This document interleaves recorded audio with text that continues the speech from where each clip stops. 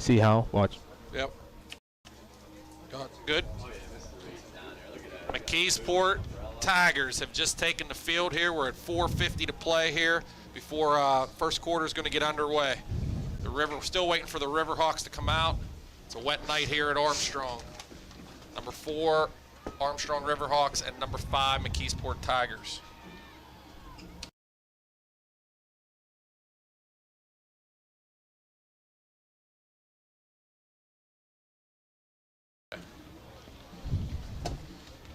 The band is out here. The cheerleaders are out here. Everybody's got ponchos on. We're trying to get you guys some good camera work here tonight. Dave's here. He's one of the best.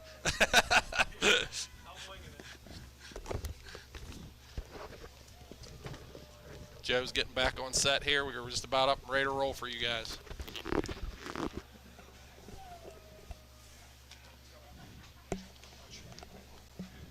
Once again tonight, we want to thank some of our sponsors. We're up here in the Schaefer HVAC broadcast booth. That's right, Mr. Strobel. He's all over it over there. Becky Bailey on the clock. Of course, we have Hedge and Bruce and Nate. Hey, Doug, thanks for holding down the fort here. As you said, the team's coming out here. Armstrong a little bit late to come out as the weather. I kind of want to stay in the locker room as long as you can on a night like this, Doug, but for sure. Not sure. Do we know yet who won the opening toss? I believe McKeesport won the toss and surprisingly elected to take the football, Joe. I believe that's what happened, so we'll see for sure once we get underway here. And here are the Riverhawks, number 4 seed in this Class 4A bracket.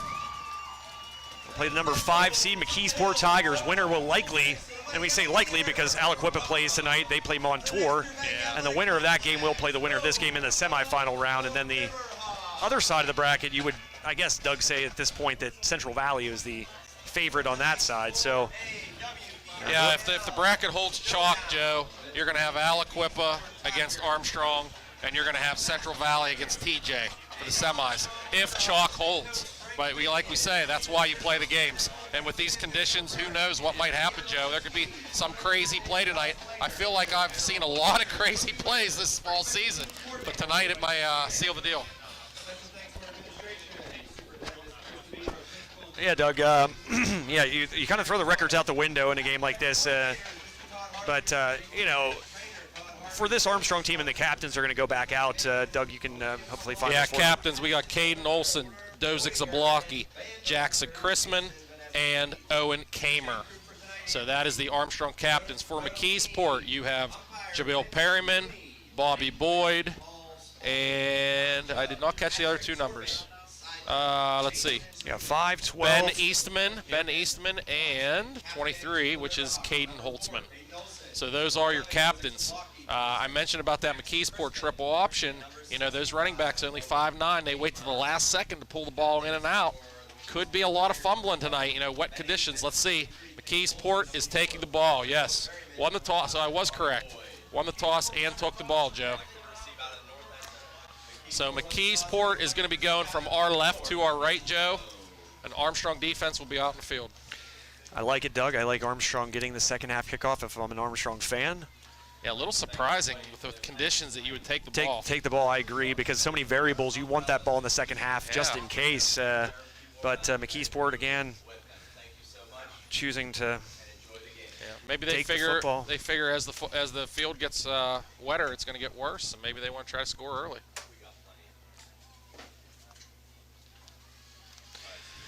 And you're really Armstrong, their defense, it's been another part of the season. It's been so surprising for them, Doug, really holding their own, using that speed to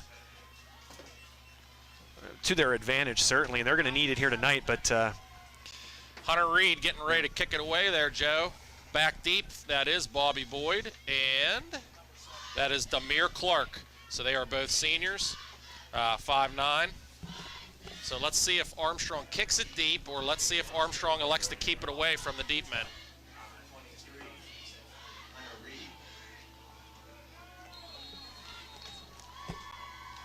Quarterfinal action, 4A football. We are underway. Bruce Bailey, thank you very much.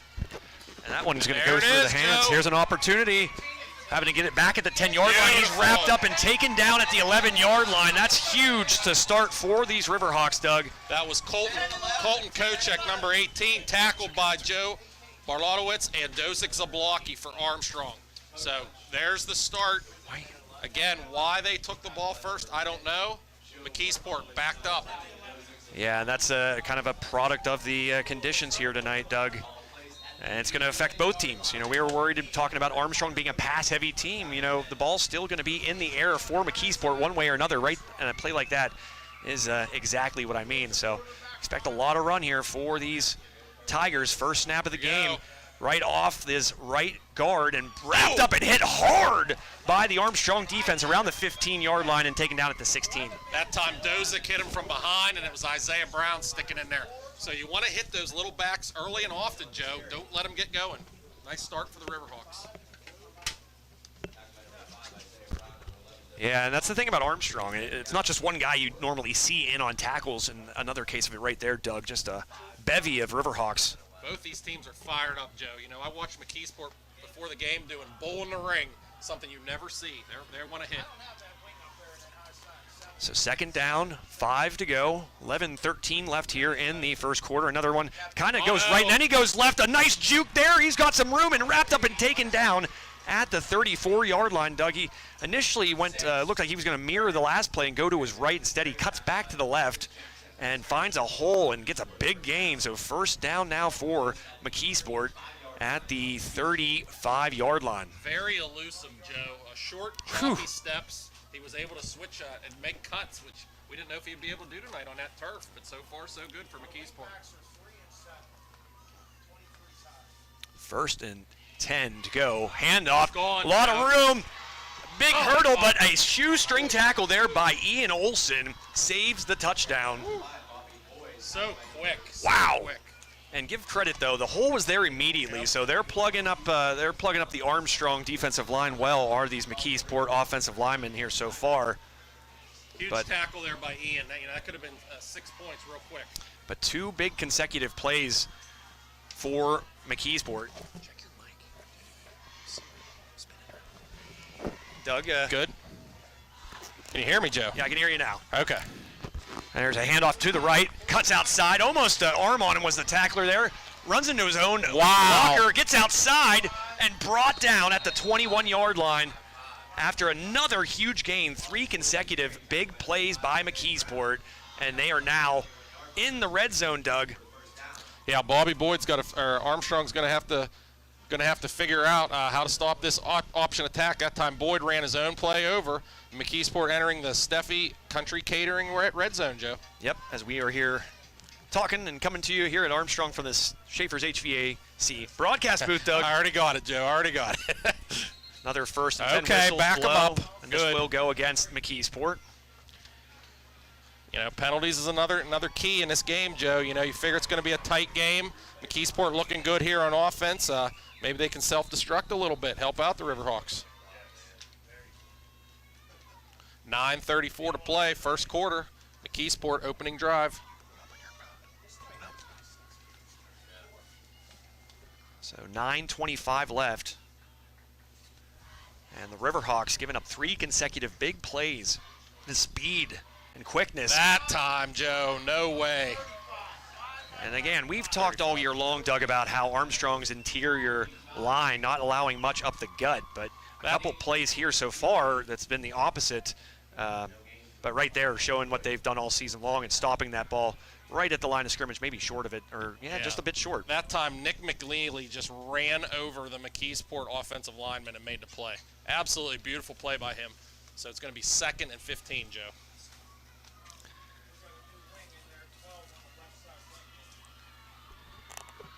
Second down, 15 to go. Handoff again. Dragging a couple tacklers, but brought down just short of the 20-yard line. We were in the Steffi's Country Catering red zone, and just like that, on just outside of it, ball at the 21-yard line, and a big third down here early on in this one, Doug. Yeah, that time Dosic, he again got him from behind. So McKeesport looking to attack the middle of that Armstrong defense, which all year that has not happened, Joe. They've been really good inside. So Armstrong needs to continue to get the job done. It's 3rd and 10. Let's get off the field right here, Joe.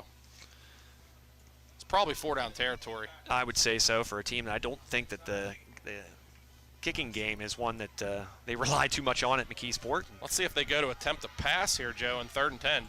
Different formation this time.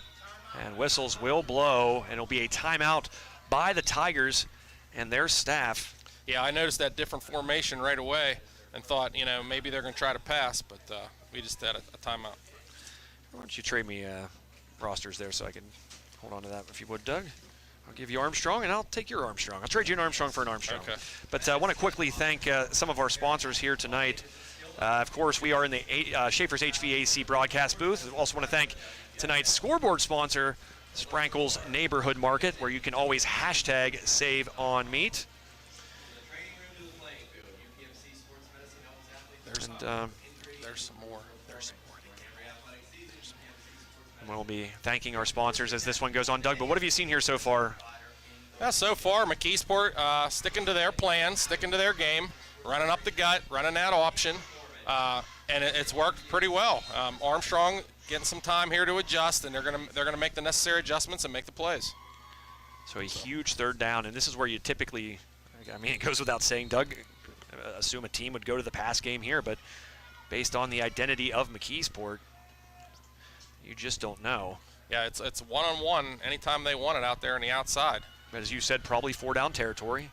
Here it's a 3rd and 10, 7:54 left first quarter. A little bit of an end around. There's a big hole. Gone. And he's going to cut outside. It looked like maybe a hold there, but there's the Flag. flag. They called it. I saw that one, Doug, from a mile away. Woo, good call, Joe. And that ball is going to be brought back. Yeah, it looked like Ian was being held there, Joe. Didn't let him get off the block and make that tackle. So. And credit to Ian, because that's what made me see it. He was kind of trying to go either way, and you could kind of see him getting jerked when he did so, and that will push the Tigers back. A huge call that clearly would have been a touchdown for the Tigers. Instead, they will see where they end up marking this one, somewhere around the 25-yard line. That hold was way downfield, Joe, so I don't know where that's going to put them at. At that point, then you'd have a 1st down. You almost just don't need to hold the block as much. Still going to be 3rd down, Joe, so 3rd and 7. So we'll see what happens here, 3rd and 7. But Armstrong definitely needs to plug up those holes.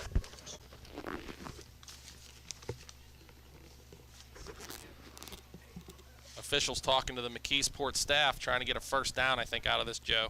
But I don't think it's going to happen. I don't think so either, but see how persuasive Coach Miller and his staff is. I don't blame him for trying, for sure.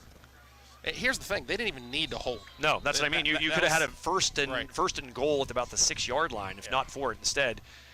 We talked about silly penalties, and that definitely was one on McKeesport. But so far, this run game, quite effective, and that answered the question from earlier too, Doug. Are they willing to run on a 3rd and long?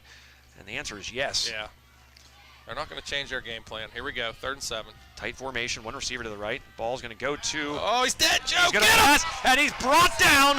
Big sack, in Joe. the backfield around the 25-yard line. That was number 6, Jackson Chrisman. And again, McKeesport trying to throw. Kind of surprised. There is a flag, Joe, and that might be on McKeesport as well. Let's see. I want to say it was. It's a legal man downfield. Personal foul. Chop block. Against McKeesport. What do you do here, Joe? Do you make it 4th or do you take the penalty? The double whammy. I think you take the penalty there. But again, they've shown that they can rip off big bits of yardage here. What are they going to do? This is an interesting call, Joe. I don't know. Look, Dozik's a blocking decline. motions. They're declining, Joe. They are going to make it 4th down. So they're going to make it 4th down indeed, Doug, here. And you saw Dozik's a blocky emphatically signaling to the sideline to decline it. They feel confident that they've figured out this McKeesport run game, and they're going to take their chances now on a 4th and it's going to be about 4th and 12, 4th and 13, they say. So. And again, I told you, Joe, this is 4 down territory. Trips to the near side here. Different formation. Maybe they will throw the ball, Joe. Yep, so 3 receivers at the bottom of your screen, 1 at the top. Bear him in the shotgun, little throw outside, number 5, little dump out. All right, wrapped Joe, up and taken down at the 20-yard line here. And the ball back over to the Riverhawks, so a very nice bounce back by Armstrong. You saw 3 plays where they got gashed, and they were able to kind of hold the fort and force the turnover on downs here with 7:21 left in the first quarter. Yeah, Joe, I wasn't feeling comfortable there, but again, the penalties and trying to throw the ball, which is very surprising, and kind of shot themselves in the foot. Armstrong, give them credit, got the job done. Now let's see if Armstrong varies from their game plan or if they elect to sling the ball around the field. Let's see. They start with a bunch formation at the bottom of your screen. 3 receivers there, 1 to the top. Olsen in the shotgun. He's going to keep this after faking it to the general. And instead, he will be brought down maybe a yard past the line of scrimmage, set up a 2nd down and 9. Give credit to McKeesport. They were ready for it. No room there for Caden. That was Devin Long with the tackle for McKeesport, number 8. So nice job there by the Tigers, bringing up 2nd and 9 for the Riverhawks. They like this bunch formation, Joe. Yeah, 3 receivers, almost with the identical formation here. Said Olsen, he's going to look. He's going to throw down the side and hit hard there. Way to hold on to it. And a flag. In addition to the terrific catch for the Riverhawks, that was Chase Jablonski coming up with the grab. And the Riverhawks will be at the 40. Give them more after what's going to be a personal foul call against McKeesport. Listen to this, Joe. That time, Armstrong receivers were all running open. There was a headshot.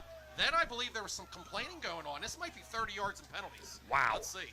So penalties certainly playing a factor here early on. Doug, you brought this up. It could be a thing to watch, and so far McKeesport personal foul headshot, Joe. Helping the Riverhawks immensely just 15, via the penalty. Yeah, just 15. But perfect. I mean, Armstrong could not ask for a better start now. You stopped McKeesport. You completed your first pass. You got the personal foul. And it was a great call by the officials because he definitely hit Jablonski right in the head. So nice job there by the officiating crew. And, we talked about it last night in our preview show, Doug, that these young receivers, guys like Jablonski, how would they come up in big situations like this? And right there, he showed us that he's ready for the moment. Here's Olsen. He's going to take off, and he's brought down after a big gain right around the 1st down marker. And they're going to put him past it, so that's a new, fresh set of downs. That time, the McKeesport defensive line, Joe, they were all over Caden and ran right past him. Caden just kept the ball and ran by him. 1st down. Here's going to be the general. Alex Patton met at the line of scrimmage. Not much doing there. Good penetration by the McKeesport defensive line. Bring up a 2nd down and 10. 6 minutes left here first quarter. And they've done that pretty much on every carry here so far. Has that McKeesport defense getting in there quick. Yeah, that McKeesport defensive line, Joe, they're big and they're tough. So they're tough sledding in there for the general. I was going to say, their moms have a very expensive grocery bill, Doug. What's up, buddy? Yeah, I don't know what's up with that. There, yeah, he's got to keep it up there. There you go. Olsen in the gun, 3 receivers, top of the screen, 1 at the bottom. That's Isaiah Brown. Blitz coming. He's going to keep it. He's going to throw Brown's way. Here's a touchdown. Joe Brown's got it. 4, 6. What a play. What a throw and what a catch. The rain ain't stopping this offense. The Riverhawks lead 6-0. Pinpoint accuracy. Isaiah Brown, run your go pattern. Just run your go pattern. Caden's going to put it right on the money for you. Laid it right in the breadbasket. 6-0 Riverhawks. What beautiful touch on the football there by Caden Olsen, Doug. That was picture perfect. And if they can continue to go to Isaiah all night, Isaiah's caught the ball against everybody that they have faced, and he did it again tonight. Reed on for the extra point. Olsen's holding. Kick is up, and it is good. So 7-0 Riverhawks, 5:25 to play here in the first quarter. Great start by Armstrong. Both teams had the ball one time. Armstrong hits pay dirt. And it does not look like the rain is a factor with Caden throwing the ball or the Riverhawks catching the ball. Caden 2 for 2. Catch to Jablonski and a catch to Isaiah Brown. Nice job, Riverhawks. And Doug, you said it perfectly there. A couple of our big questions answered. Will these young receivers be able to answer the call in these big moments? Jablonski says yes. And Caden Olsen being able to throw in this weather. Clearly, that looked like Caden Olsen in August on a 70-degree night like we saw this season. So far so good for the Riverhawks as they lead 7-0 after the extra point was good. The extra point. Several penalties by McKeesport on that drive, Joe. We talked about penalties, and McKeesport's going to have to clean that up, or it's going to be a long night for the Tigers. That was an AIA Armstrong Indoor Athletics extra point, Doug. Make sure nice. you check out what they have going on, the facility there. Really no off season. You know this, Doug, as a softball coach. The baseball and softball season really has no off season. Make sure you check out. Most sports nowadays don't have off seasons, Joe. It's all year round. Very high kick by Hunter. Nice. Reed. Bobbled again, picked up, taken past the 20, up past the 25, and then brought down right at the 25-yard line, and that's where McKeesport will begin their second drive of this game with 5:18 left in the first quarter. Yeah, that was Shane McGraw that time. And again, muffed the kick. I mean, it is really coming down now, Joe. I'm looking out there. I'm looking at the lights. Wow, is that coming down? And it's going to get worse and worse, I think, as the night goes. Well, you know, we talk about the fact that they really only pass the ball about, 5 times a game. And hit hard by the Armstrong defense around the 15-yard line and taken down at the 16. That time Dozick hit him from behind, and it was Isaiah Brown sticking in there. So you want to hit those little backs early and often, Joe. Don't let them get going. Hit hard by the Armstrong defense around the 15-yard line and taken down at the 16. That time Dozick hit him from behind, and it was Isaiah Brown sticking in there. So you want to hit those little. So a decent gain there for the Tigers to begin their second drive. You know, all these guys have breakaway speed for McKeesport. It's so important that they cannot get started. You know, Armstrong got to grab their shirt, do what they got to do. Don't let them get in the open field. Make them drive the ball. Make them be methodical. They do not want to do that. They want to score quickly. So he's second down, 2 to go. So give Perryman 8 on that first play. He's going to keep this one again, go to the right, jukes, and he beats Jack Valasek outside. He's going to have the corner, past the 30, down past the 25, past the 20, past the 10, spin, and down at the 5-yard line. Another huge play by these Tigers. Set up a first and goal inside the Steffi's Country Catering red zone. We just talked about it, Joe. They lost containment. They let him get to the outside, and luckily they did not march all the way to the end zone. So that was a beautiful run, very explosive. 61-yard run I'm getting in the booth here. Wow. Yep, 61 yards. Clock continues to roll. 4:15 left. Foggy now, Doug, all of a sudden. As the Tigers are threatening. What a response for those, or the team from McKeesport. First and goal. Perryman is going to hand this one right off the gut and in for the score. That was number 6. Larry Gibson. Larry Gibson, indeed, the senior, a team laden with seniors, able to scamper in to bring the Tigers within 1 with 4 minutes left in the first quarter. Yeah, that time was just their triple option. He had the hole, put it in the end zone. So that's how quick McKeesport can strike, Joe. Yeah, so far I don't think we've seen any team do what this McKeesport High snap.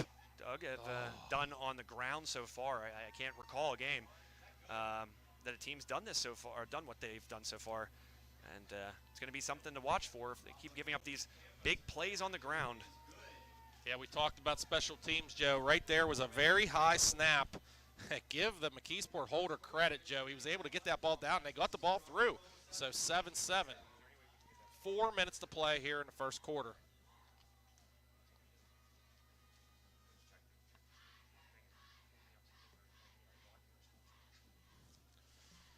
Armstrong's second possession coming up here. Doug, it's again, it's startling because you haven't seen this Armstrong defense give up a lot on the ground. Big plays, I guess you could say.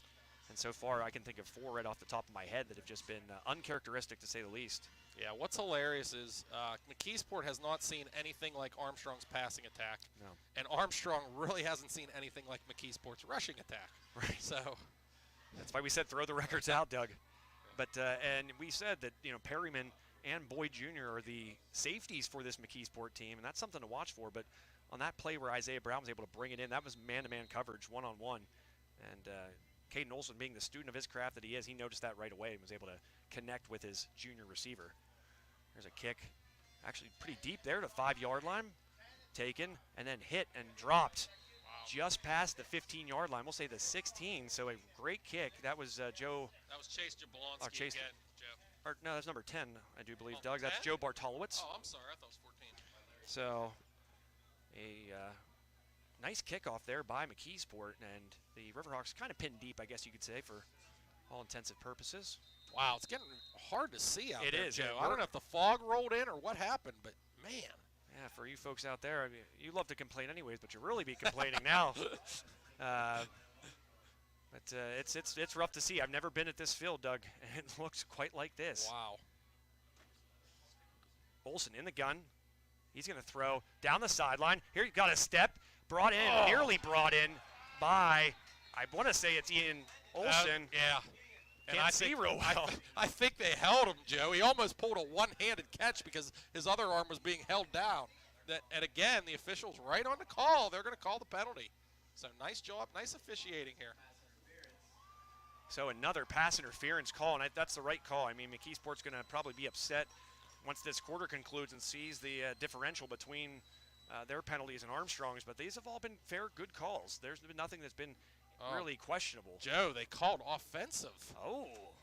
I did not see that. I did not see that either. It looked like Wow. Ian was held, but they're going to say that he was holding instead, so that's going to pin the Riverhawks back even deeper with 3:48 left first quarter and a first and long taken, thrown outside, caught by number 1, Kyan Klein, but he was met pretty quickly at around the 15-yard line. That's where they're going to mark him down. Yeah, minimal gain there. You know, Armstrong this time, because of that offensive penalty, now they're behind the sticks.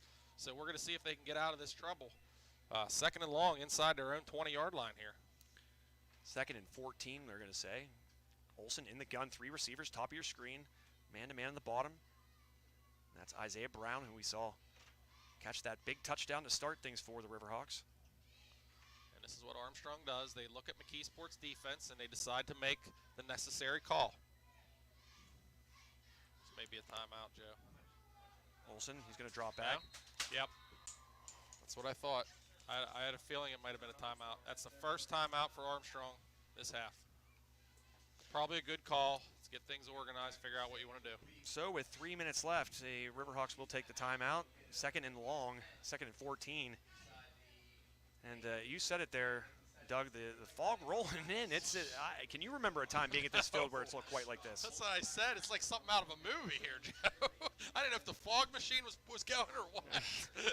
Yeah, I was going to say Halloween was a couple weeks ago now. This is just very bizarre, but Dave's saying that looking through the camera's not too yeah, because he already has a bad enough view out of that camera.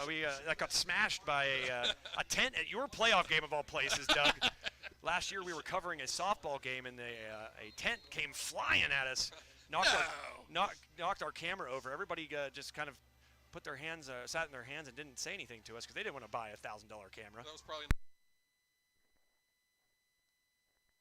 talking your home game this past year. Oh, my bad. So the Riverhawks back out on the field. Now let's see what Coach Frank Fabian has dialed up here, Joe. You know, second and long. So 3 minutes left.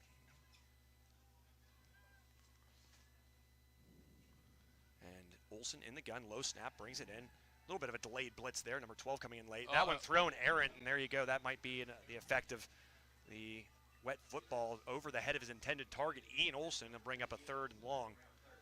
Yeah, that time, Ian ran a little post pattern and really wasn't even open, Joe. So over the head, that's fine, no harm. Third down.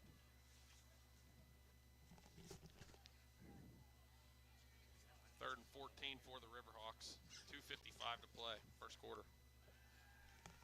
Caden. No. And again, very similar to the last pass, just outside the reach of the receiver and missed pretty badly. I'll bring up a fourth and long, and so punt team will be on. Chrisman, as you can see, Jackson Chrisman, number 6, will be back deep. And you can imagine, unless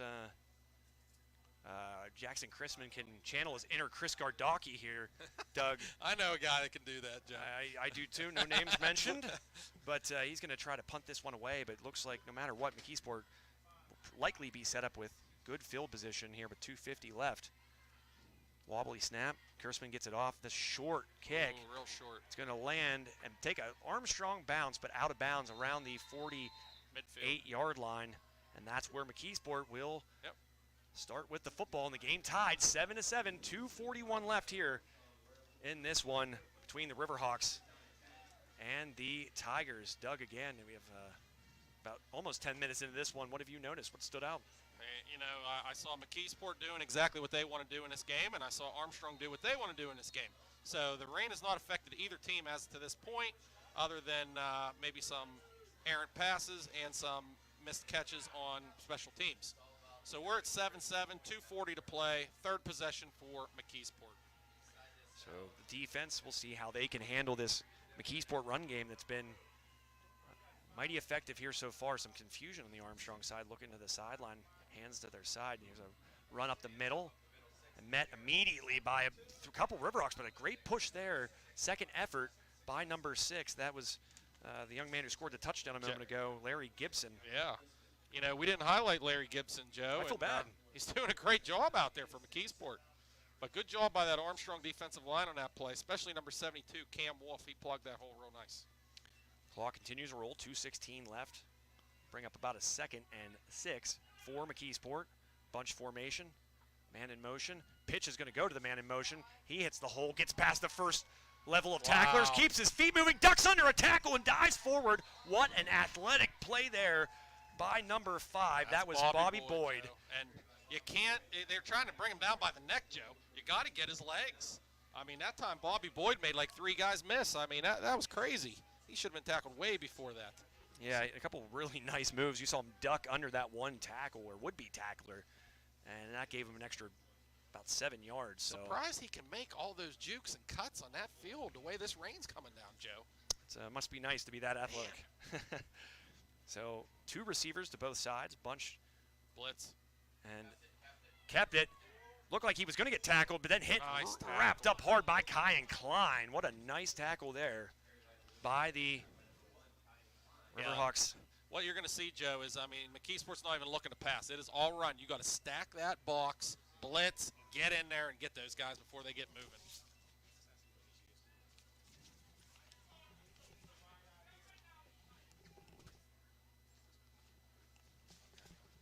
One minute to play here in the first quarter. Again, Armstrong showing blitz, stacking that box. Try to make McKeesport do something they don't want to do. Clock rolling, 50 seconds left first quarter, 7-all in this WPIAL quarterfinal matchup. Bobbled snap, nobody there, busted play, Joe. But he gets outside, he's got room, he's going to get the edge, and he's going to score, does number 4 for McKeesport, Jamil Perryman in 4-6. That time it was a totally broken play. He went to hand the ball and nobody was there, Joe, and he just took it around the side. And again, the right side. I do not like what I see out of the right side because McKeesport's got all kind of running room over there. Armstrong needs to get this corrected quickly. Right side, left side, it's been all bad so far for Armstrong, giving up big play after big play on the ground. You know, you don't need a pass game, Doug, when you can rip off this kind of yardage on the ground. That's illegal procedure. Yep. But it's been heavy doses of this McKeesport run game that now has put them in front 13-7. And now an extra point attempt will be that much more difficult. Yeah, you know, McKeesport's got a ton of yards here in this first quarter, and this is just not what I wanted to see out of the Riverhawks. I wanted them, McKeesport, really to struggle here in this first quarter, and it hasn't happened. So Armstrong needs to get this corrected quickly.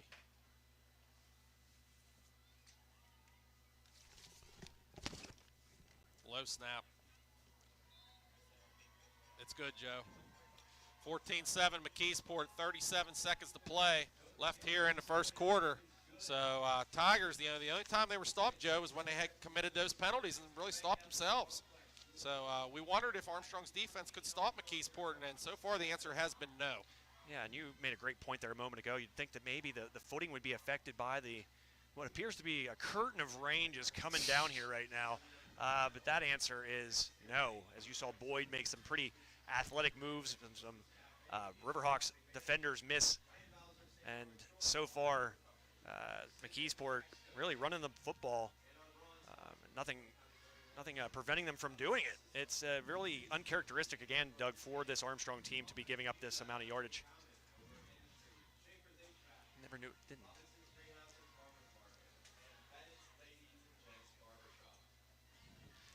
Yeah. So 14-7. Okay, Armstrong, you need to respond.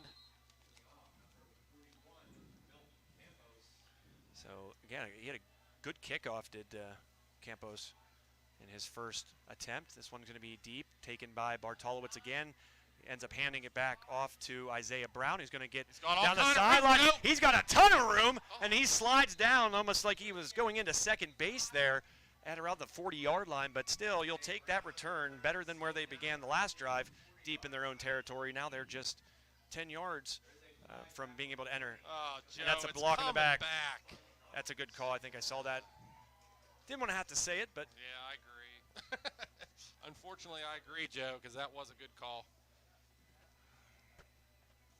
So penalties proving to be huge in this game so far, which is what we expected. Wow, that's going to put it all the way back to the 9. Wow. Yep, and 29 seconds left in this first quarter, so tough sledding here so far for Armstrong. Penalties now beginning to affect them. We saw what that did to McKeesport. This game could be 21-7, Doug, if not for that first drive by McKeesport that was altered by those penalties. Olsen's going to go down the sideline, throwing it, and this one's short, well short, and that one, no question, affected by a wet football. Yeah, right now all the momentum is heading McKeesport's way, Joe, and Armstrong needs a play. We need a play here.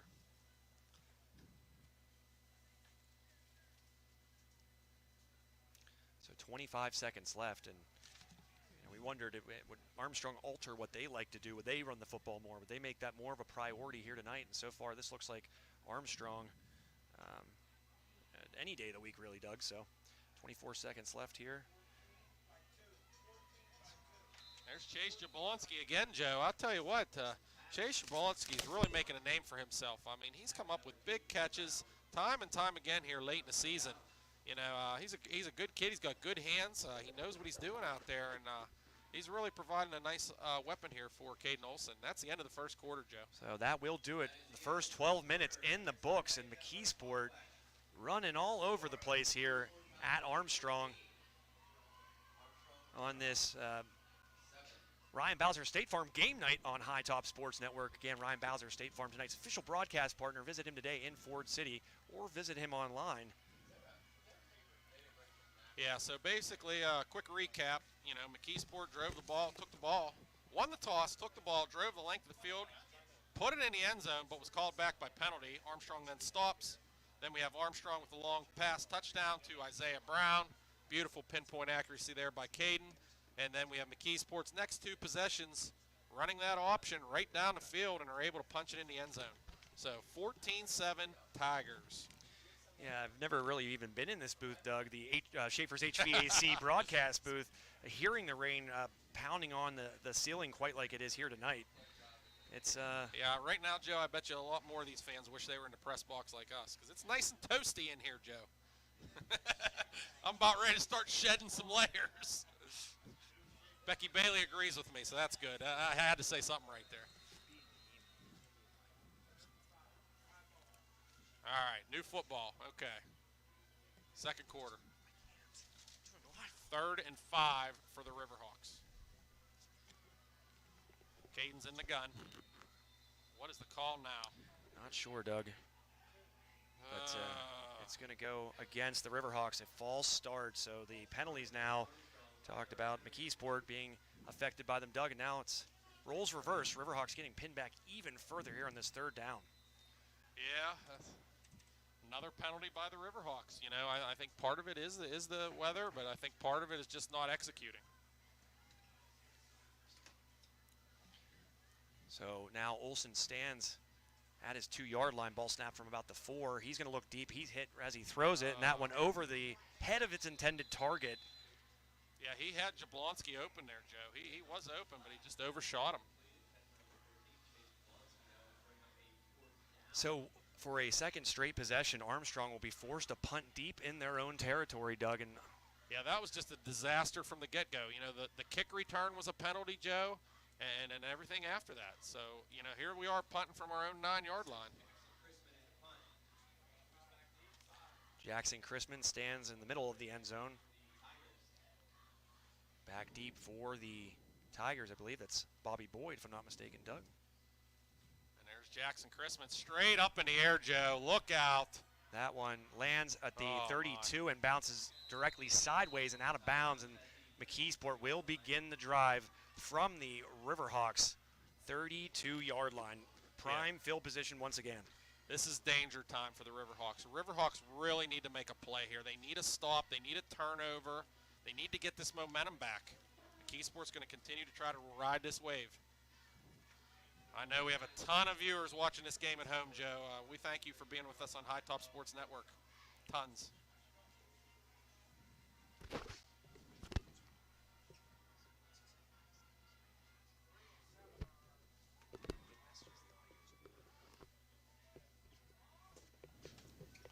All right, so let's see. Handoff. That's number 5. That's Bobby Boyd. There he goes, Joe.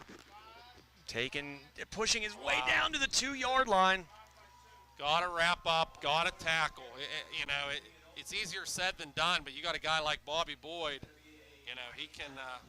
He's tough to bring down. Yeah. Tough conditions here. We're working on it. First and goal, McKeesport Tigers inside the Riverhawk 5. Call it the 3-yard line. And there's a fumbled snap. Picked up, nowhere.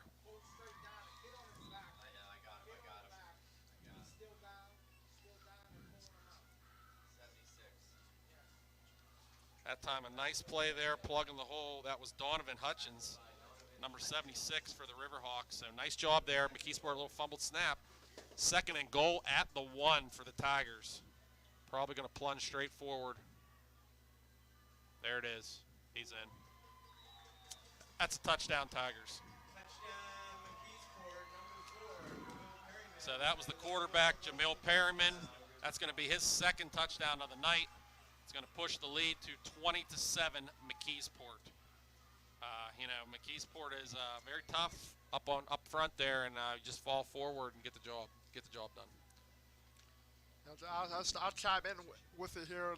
At this point, early on in this game, it's kind of getting like a dangerous territory for Armstrong. Maybe not so much uncharted territory, but. And that time the kick was low, but it's still going to sail through the uprights. So with 10:43 to play here in the second quarter, it is now 21-7 McKeesport. So, Armstrong is a quick strike offense as well. They can put up points in bunches, and they've done it all year long. Well, they're going to need to put up some points now. It seems like right now you have to have the best drive that you've had all game.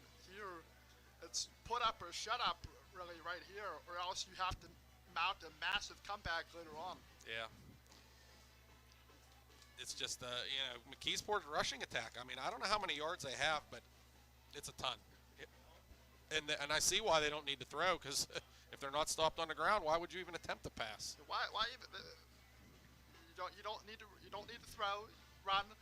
They've been they're well equipped to run their tails off. Yep.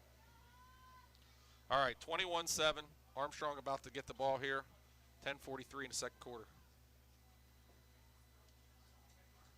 Okay, so McKeesport is at 239 yards rushing already here in the first quarter. We're not even 14 minutes into this game. So if you want the stat of the night, there it is, people. 239. Wow. I want to thank George Guido for that update here. A lot of good press here at this game, obviously.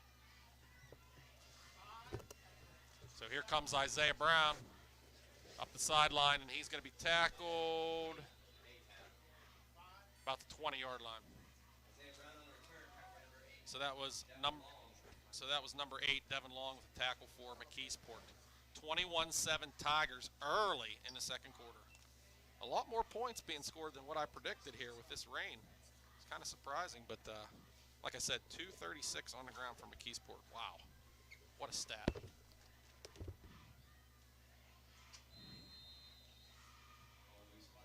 Okay, we're going to see if Armstrong can turn this tide here. Caden's going to bring out. Let's see what they have cooked up.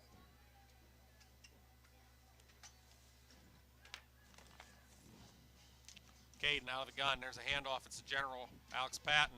Nowhere. So it's been tough sledding for Patton. He has not been able to get going at all. So it's going to make it 2nd and 10 Riverhawks.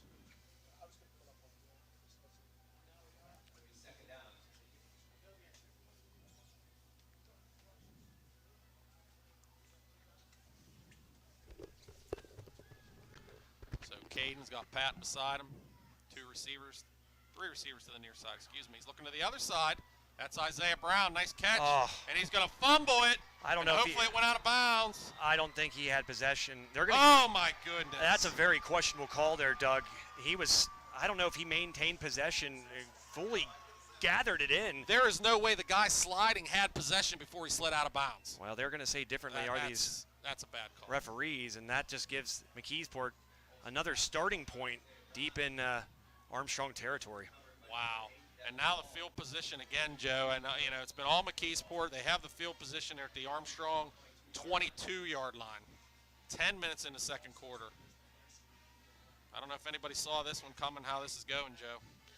We had an inkling, Doug, I think with the weather being like it was, that this could alter what the Riverhawks wanted to do.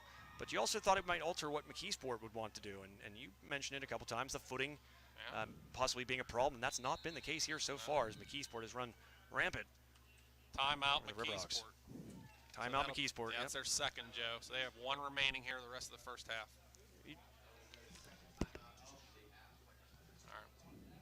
All right, so we got 10 minutes in the second quarter, 21-7. Again, McKeesport almost in the Armstrong red zone. Field position has been huge. Yeah, they took over once just outside the Armstrong 30. Now they're taking out just outside the Armstrong 20. It's like, wow. So we really need to get things going here. If you're Armstrong, make a play. Somebody make a play on defense. Shut this running game down. The rain just continuing to pelt the field here at Armstrong Stadium. Man. I mentioned it earlier. We had such nice weather all fall for all these games, and now you're playing a playoff game in these conditions. Crazy. Yeah, it's ironic, Doug. I think this has been the nicest fall since I've been coming to high school football games and being a media member, and that's going back 7-8 years now, Doug. And this fall has been very generous with its nice weather, and tonight couldn't be worse. Yep. Okay, come on, Riverhawks. There's a fumble again. And, we talked about the fumbles, and that's probably the third time McKeesport has either fumbled, had a broken play, but again, Riverhawks not able to get the ball.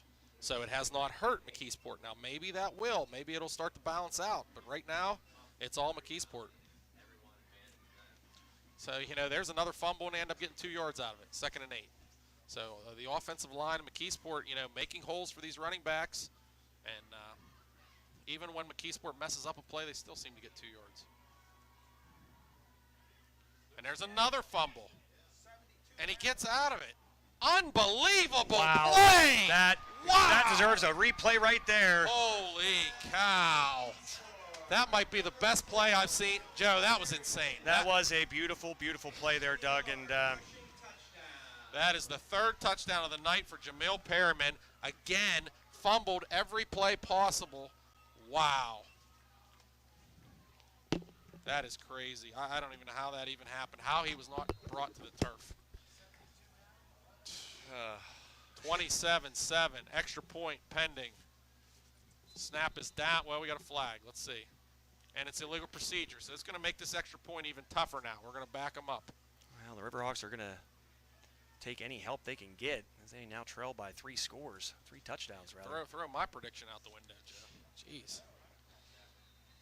Weather and penalties certainly playing a part in this one, Doug. Rain just pelting off the booth. Wow. And he still makes it. Unbelievable. Give McKeesport credit. 28-7 Tigers. Yeah, and that's they're lining up, and you know what they want to do, Doug. It's not like it's any big secret here tonight. They are lining up and telling you, we're going to run it right up the gut. Really no disguising what they want to do, and they are doing it. How many times in sports you hear high school kids say, they know our plays, they know our plays. Well, guess what? Yes, Armstrong knows their plays, but they still can't stop them, Joe. Yeah, it's had little impact on Armstrong being able to do what they want to do defensively, and as a result, McKeesport has taken a 28-7 lead, 9:17 left here in the first half. Yeah, Joe, McKeesport is 10-1, Joe, and I thought the 5 seed was not fair. Not fair at all to McKeesport, and they're showing. Are they looking like a 5 seed to you? No, I think it was fair because if you look at the games the prior, Aliquippa undefeated. Right. They're where they belong. Central Valley, I mean, the only team they've lost to, Aliquippa. Same with Armstrong. Armstrong higher up above them. The only other team that you can make the case for that would be Thomas Jefferson. With I guess 3 losses, Joe. That's what I was referring correct. to. So Yes. Thomas Jefferson beating this team in the last week of the season. So it's about what have you done for me lately? I guess, yeah. I guess you're right. Nice tackle there. You know, that was number 9, Shea McGraw. They hit Isaiah low and brought him to the turf. And that's what I'd like to see Armstrong do. Take out the legs of these McKeesport running backs. 9:11 to play, 28-7. Armstrong will get the ball to start the second half. So ideally, you'd like to score, Joe, get it to 14, then get the ball to start the second half. Yeah, they have to do something here because, obviously there's a lot of game left here, Doug, but McKeesport not showing any signs of stopping, and you don't want to get 4 receivers, Joe, to the near side. Olson's going to try to keep this one, but nothing doing there.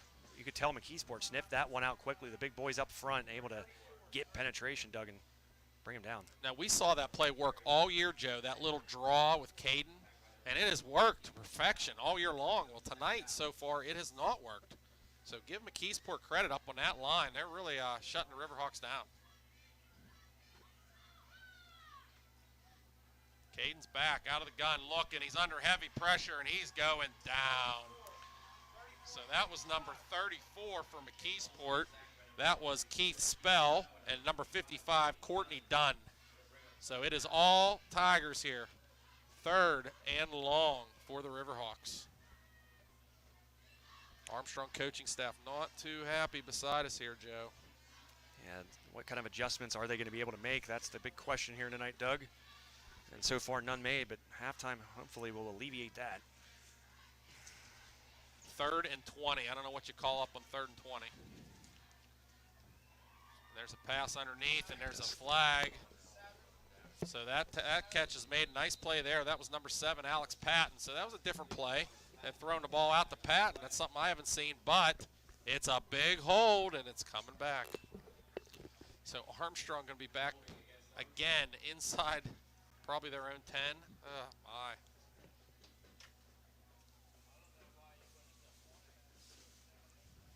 Yeah, why not just decline and make it 4th down, right? Let's see if they do. It is declined, so that's a smart play. So. And here comes the punt team. So Armstrong does not go anywhere again. Again, McKeesport looking to get great field position. Probably on the Armstrong side of the field, and that's been the story here in the first half. They've taken over, and the 30, they've taken over to 20. The punt returner has his feet on the 48-yard line right now. Here we go. We need a good punt. And this one is going to be a good punt. And it's going to go out of bounds at about the 45. So that is where McKeesport will take over. 7:27 to play. McKeesport at their own 45, leading 28-7. Armstrong really needing to make a stand here. Again, we've seen some fumbles out of McKeesport, but it has not hurt them. Right here, I'd say one of the biggest things you have to keep forcing those fumbles, and then if Armstrong would be able to go ahead and maybe take one of those away, you can flip the script and maybe expand the playbook a little bit now that you're out in the middle of the field and not pinned back by the end zone. Yet that has to happen. Yeah, if you're McKeesport, you just keep doing what you're doing. I mean, Perriman's got 3 touchdowns. He's having a night. I believe, Mason, we saw that. And there's another drop snap. He just picks it up, but this time nowhere. So that was good. Yet another fumble. There you go, a play for 0 yards. Yeah, that's probably. Do it again. That's probably the first one tonight, Mason. So Dozic Zablocki on the tackle. 7:10 to play here in the second quarter. 28-7 McKeesport.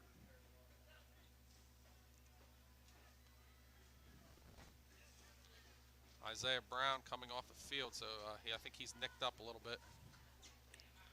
It looked like when he did slide in that one return, it looked like he had a little hobble coming off the field. Not sure if there's anything lingering and bothering him. Look at this, another one. Get it! They got that back, I believe. Unbelievable. They're having all kind of problems, and that's what I expected with that triple option, with all these fumbles, but they've all bounced McKeesport's way. They've been able to keep the ball. 3rd and long now for McKeesport. 6. Booth is saying 6 exchange fumbles, which is crazy here. We're still in the first half. We'll have to see if McKeesport maybe slows down a little bit. Take that extra quarter of a second. Make sure you secure the ball before running full speed. You might have to go through the motions a little more.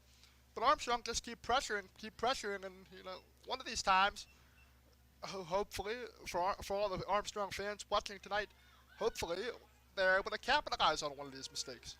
3rd and 12, 5:50 to play, second quarter, 28-7. McKeesport is going to use their final timeout of the first half. No, I didn't know that. So again, probably a good timeout, kind of a big play here. If you're McKeesport, just don't turn the ball over. Just play safe here. You've controlled this first half. So.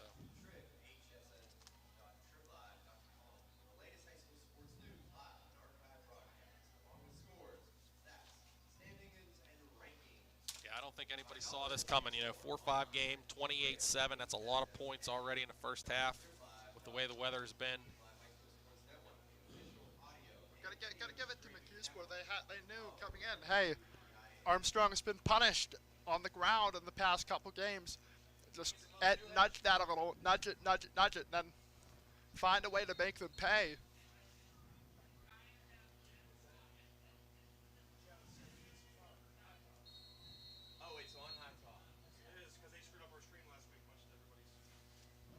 Okay, 28-7, 5:52, 3rd and 12. 3rd and 12, 5:52 to play. Let's see what McKeesport came out with here.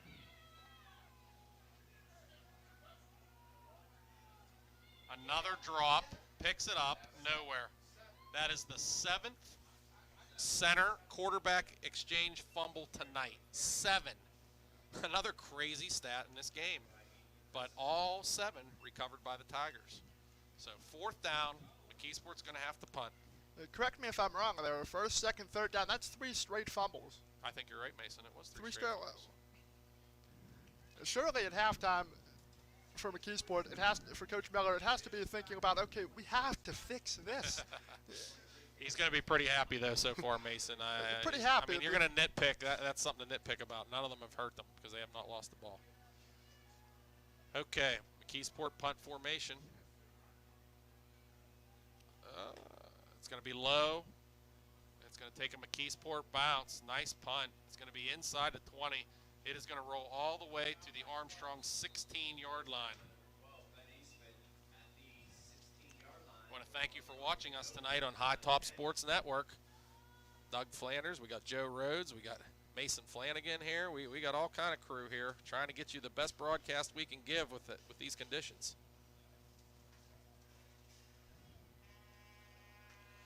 So Armstrong looking to cut this lead. They have 4:53 to play here in the second quarter. I did like that punt from McKeesport. Nice low line drive.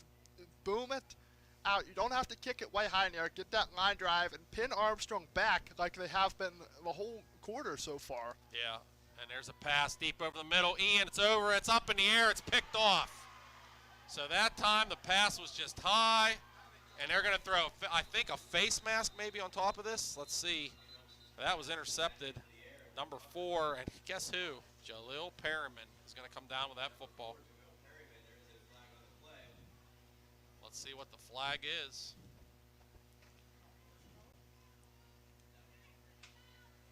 And it is going to be, it is that face mask against McKeesport. So that's going to back them up 15. But McKeesport will take that because they have the football. So McKeesport looking to pour it on here. That time that ball was deflected straight up into the air. Anybody could have ran under it and came up with that one. Well, the Tiger sideline had about... No, now they're saying the face mask was against Armstrong. Jeez. Now we have confusion. Which way is it? You'd figure you'd know this when you throw the flag. You throw the... Official saying he made the mistake. Face mask against Armstrong, so that is going to move it 15 closer. And again, field position for McKeesport in this first half, taken over at the Armstrong 32-yard line. Here we go. Perriman dropped again. This time we got it. This time Armstrong has the football. So that was number 11. It was the 8th fumble of the first half for McKeesport. And finally, Dozick Zablocki able to fall on that football. Make them pay for this. 28-7. Armstrong will now take over.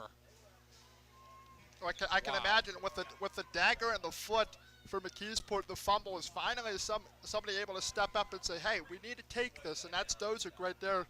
Just putting the body on the line to get on top of the ball. Now it's time for the offense to respond. And 4th straight fumble, Mason. 4th straight. All right, there's a handoff. And it's it's Caden. He faked me out. Caden's going to keep it. He's going to get about 5 yards.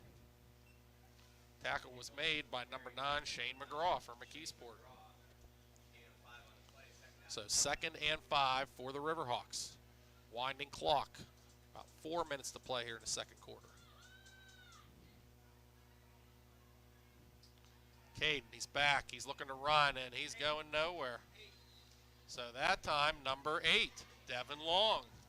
Armstrong having all kind of problems containing Mr. Long, and he's just taking control here on this defensive line. 3rd and 6, we're going to call it, for Armstrong. They really need to get somewhere.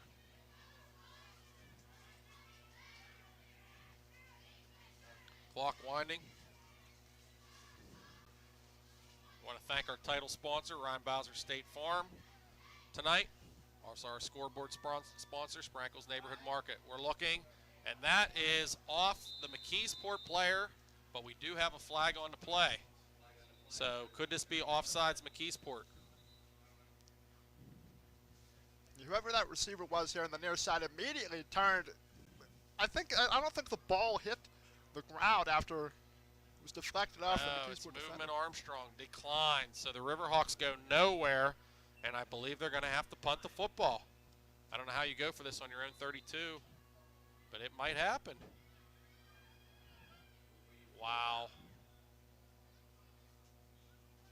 What are we doing? We are punting. Okay, I think that's the right decision. You're still in the first half. I know it's 28-7, but punt the football. So in a way, you have to punt to get the ball down. Clock is winding down to 4 on the clock. Let's get it off. They did. Okay. And it's a low one. That's what we like, Mason, because that's going to roll. And there he touched it. He touched it. There he goes. Get it, get it, get it, Riverhawks. No. But that is going to be way back inside the McKeesport 10. So that is what we're looking for. We're looking for that low punt. Let it bounce. McKeesport tried to pick it up. Couldn't get it. So again, McKeesport just gets out of the way of disaster.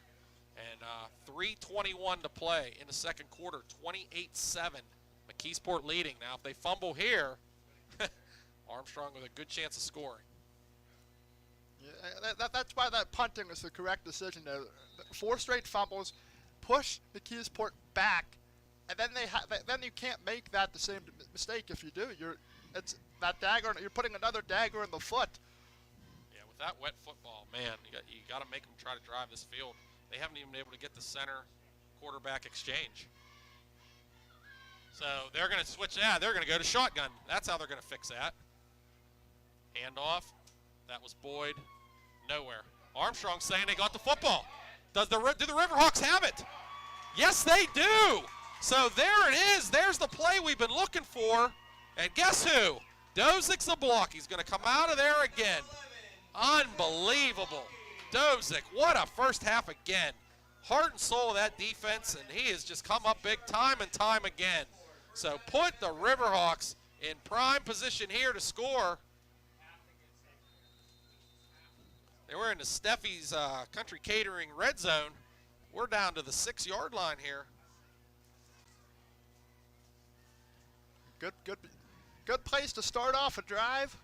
And a good opportunity to highlight a place to get some good food. Oh, this time it's Patton to Caden. He's going to pass. He's wide open. Touchdown. So there's the trick play. Isaiah Brown So that time they had Patton run the quarterback, flipped it to Caden, Caden to Brown, touchdown Riverhawks. Nice call, Frank Fabian. So now we're going to make it 28-13 with 3:09 to play. So huge play, finally making McKeesport pay for those fumbles. How about check this out? They're going to bring the kicker onto the field here.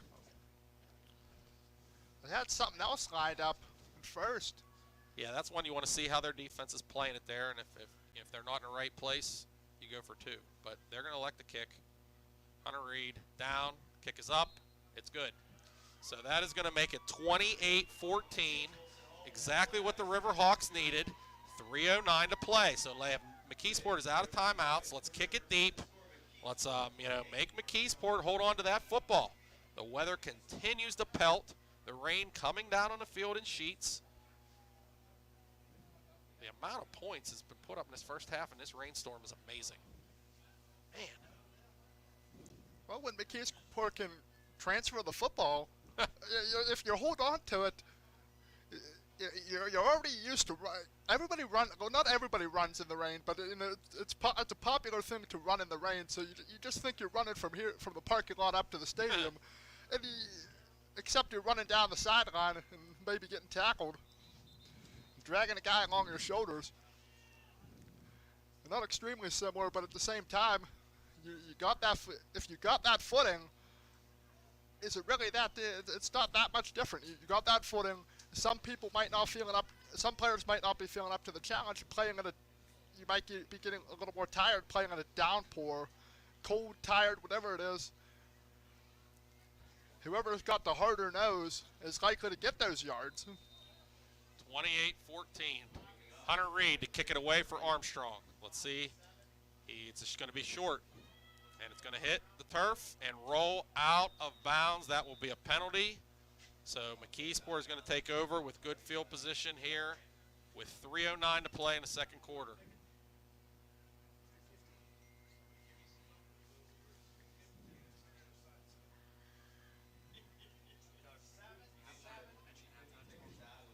Yeah, our halftime sponsor coming up, Steffi's Country Catering. So we want to thank Terry for all of his support here on High Top Sports Network. We're up here in the Schaefer's HVAC broadcast booth. It's the only place that's not getting wet.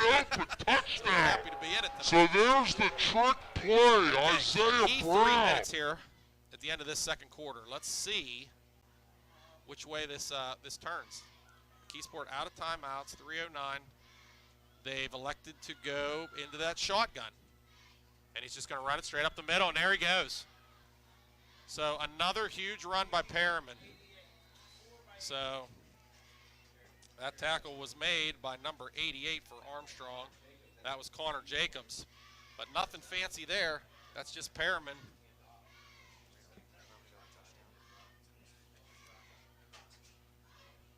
Yeah. We want to thank UFP Parker for the instant replay. Appreciate all their support here also.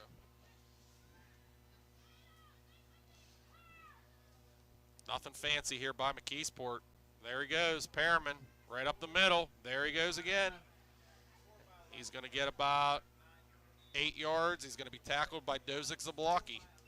So this is the most basic offense right now I've seen. It's literally snap the ball to your quarterback and run up the middle. 2 minutes to play here in the second quarter. Imperative that Armstrong stops McKeesport. Keep it at a 2-score game. Clock is winding. 2 minutes now. 2nd and 2, Tigers. There's a snap. There he goes. Perriman's going to get the first down. He's going to take it down to the 31-yard line. Tackle that time by Nick McNeely for Armstrong. 1:40 to play. McKeesport at the Armstrong 31. There's a snap. This time he can't get his footing, but he gets away. Wow. So tackle was made that time by Owen Kamer, 65. but almost a big loss there. That time the footing was, it's getting slippy out there. It's a slick track. It's a slick- 1 minute to play. So track, you almost have to have that tackle. Did we have a flag? No. The Fishers were talking about something during the huddle. So the quarterback is now out. It's going to be Boyd. He's just going to take the ball. There's a fumble. Did we get it? Did we get it? I think we did. And there it is. It's Armstrong football. Who came up with this one for the Riverhawks? Talking about something during the huddle. I heard 76 Hutchins. So that is going to be Donovan Hutchins, the freshman. So big play there for the Riverhawks. Exactly 1 minute to play. And boy, these fumbles by McKeesport really causing issues. And Doug, there you go, another replay for the folks to see that turnover there. A UFP Parker instant replay shows that the Riverhawks were able to get it. Great job there by Armstrong. You know, it's crazy to think if we score here, we could be down only one score the way this first half is gone. And then that just shows you how valuable that second half kickoff will be for these Riverhawks, Doug. There's Caden. He's back. He's looking. And he is dropped. So he is buried. That was number 55. That was Courtney Dunn. So McKeesport seems to have the answers here with this passing attack right now. Well, you heard the quote that was in a certain paper, Doug, that it starts with getting pressure on Caden Olson. It's not just defending the receivers, but getting pressure on him, and that's what they've done, I think, mostly to have success against this Armstrong aerial attack. So this time it's a handoff to Patton, and Patton's going nowhere. Oh, but he gets out of it, Joe. So that time, nice second effort by Alex. Going to give him 2 yards. And I think Armstrong's just going to be content to go to the half. No. They're going to call timeout. Oh, it's an injury timeout. It is an injury timeout by McKeesport. So we'll see if Armstrong just elects to go to the half or they elect to try to do something here in this 3rd and long with 17 seconds to play. Want to thank some more of our sponsors. Don't forget about the Shop and Save post-game show coming up at the end of this night. You got the fuel. You can get fuel in your groceries all in one stop, and they're open late too, Doug. They're never really closed, so you can go there after the game, for instance. Yep, this is Steffi's Country Catering timeout, Joe. It is indeed. So, Terry Steffi's got all kind of sponsors on here. He is the man. And I urge folks on Sundays, get your Sunday specials at Steffi's Country Catering. I know I have, Doug, and it's the perfect way to enjoy a Steelers game. And you need something nowadays without the Steelers have played to enjoy it a little bit more. And there's nothing better than Steffi's Country Catering to do that. Yeah, Terry's a longtime friend of mine and supports all the athletic programs, all the sports, and he's got good food, Joe. Yeah, that's a great combination. Salt of the earth, as I like to say. So Armstrong elects not to run a play, Joe. So that is going to be 28-14 McKeesport at the half. So again, first quarter was 14-7. Second quarter was also 14-7. However, tons of fumbles there in that second quarter. So that's a combination of a wet football and a field. So Armstrong not out of this game by any means. I actually think they should be happy that they're only down 2 scores, to be honest with you. Yeah, Doug, they should be. But here's the thing: that's the only area in which I feel like they're winning this game right now. Otherwise, they're getting thrashed on the ground. Right. They're not able to do anything in the air right now offensively. So outside of the fact that they have gotten a couple fumbles and have capitalized on them, they've got to do more than that. It could be a lot worse, Joe. Is what I'm saying. It absolutely could. Yeah. So. Well, Doug, we're going to stop and pause and take a break for the Steffi's Country Catering. Speak of the Devil, the halftime show presented by our buddy Terry Steffi. And again, make sure you check him out on Facebook at Terry Steffi to see what he has cooking this Sunday. Steelers Saints, great way to spend the game is getting some awesome Steffi's grub. So make sure you check him out online today. Doug, too, if I may. I'd like to thank a couple more of our sponsors. Again, folks, we urge you out there before we hand it over to the bands. I think the bands are going to play today. I'm not entirely sure, but would also like to thank the Weather Report, which I don't need to tell you how bad the weather is. It's not great. It's raining. Temperature's not too bad. We're all kind of warm up here in the booth, but rainy nonetheless, and that's your Weather Report, sponsored by UFP Parker. Visit them online, ufpi.com/careers, to find yourself a new career, not just a job. I also, too, want to thank Nicola Ann Photography for the out-of-town scores. Hopefully we'll be able to give you a Freeport score, which is on the network, tonight here on High Top Sports Network. So 2 games on the docket, and hopefully we can find that score for you. The Freeport Yellow Jackets taking on the West Mifflin Titans. So hopefully somebody here, one of my guys at High Top, can get me a score. And also, I would be remiss if I did not take the opportunity to thank another one of our tremendous sponsors, and that's Damon Chiropractic Center. Are you suffering from hip pain, sciatica, burning in the legs, tingling? No, you're good. It's getting a tight booth here tonight. 14-0 Freeport. 14-0 Freeport's your score. That's an out-of-town score presented by Nicola Ann Photography at the half. 14-6 it is now, so we'll get it right one of these times. It's 14-6 at the half in Sarver. It's your out-of-town score, once again, sponsored by Nicola Ann Photography. Again, we were thanking Damon Chiropractic. Are you suffering from all those different ailments I just mentioned? Well, Damon Chiropractic can and will help you back to a more active and normal life. You deserve it to enjoy a pain-free lifestyle with mobility. The Damon Chiropractic Center has been serving the area for 75 years, and Dr. Dustin Damon carries on the family tradition today. So make sure you stop by or give him a call today right there in Manorville at 724-763-8000. I don't think we have a band tonight, so you're just going to have to, oh, we do. Yeah, we do. They're just, I don't know if they're going to come out. Yeah, they're just kind of playing for each other, as Dave just aptly said. Would also like to thank Dr. Bert Hepner, our play of the game sponsor at Orthopedic Care at ACMH Hospital. Dr. Hepner, for the last 21 years, has been in practice providing general orthopedic care to the Armstrong County community with an emphasis on hip and knee reconstruction.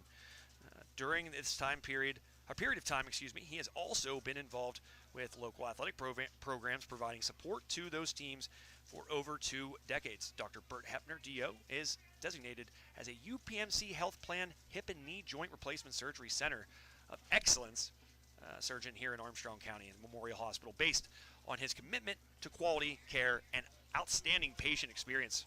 Dr. Hepner specializes again in hip and knee joint reconstruction, utilizing Verlast technology, which provides total joints and longevity of 9 times the industry standard. So make sure you call Dr. Hepner today at 724-545-2205.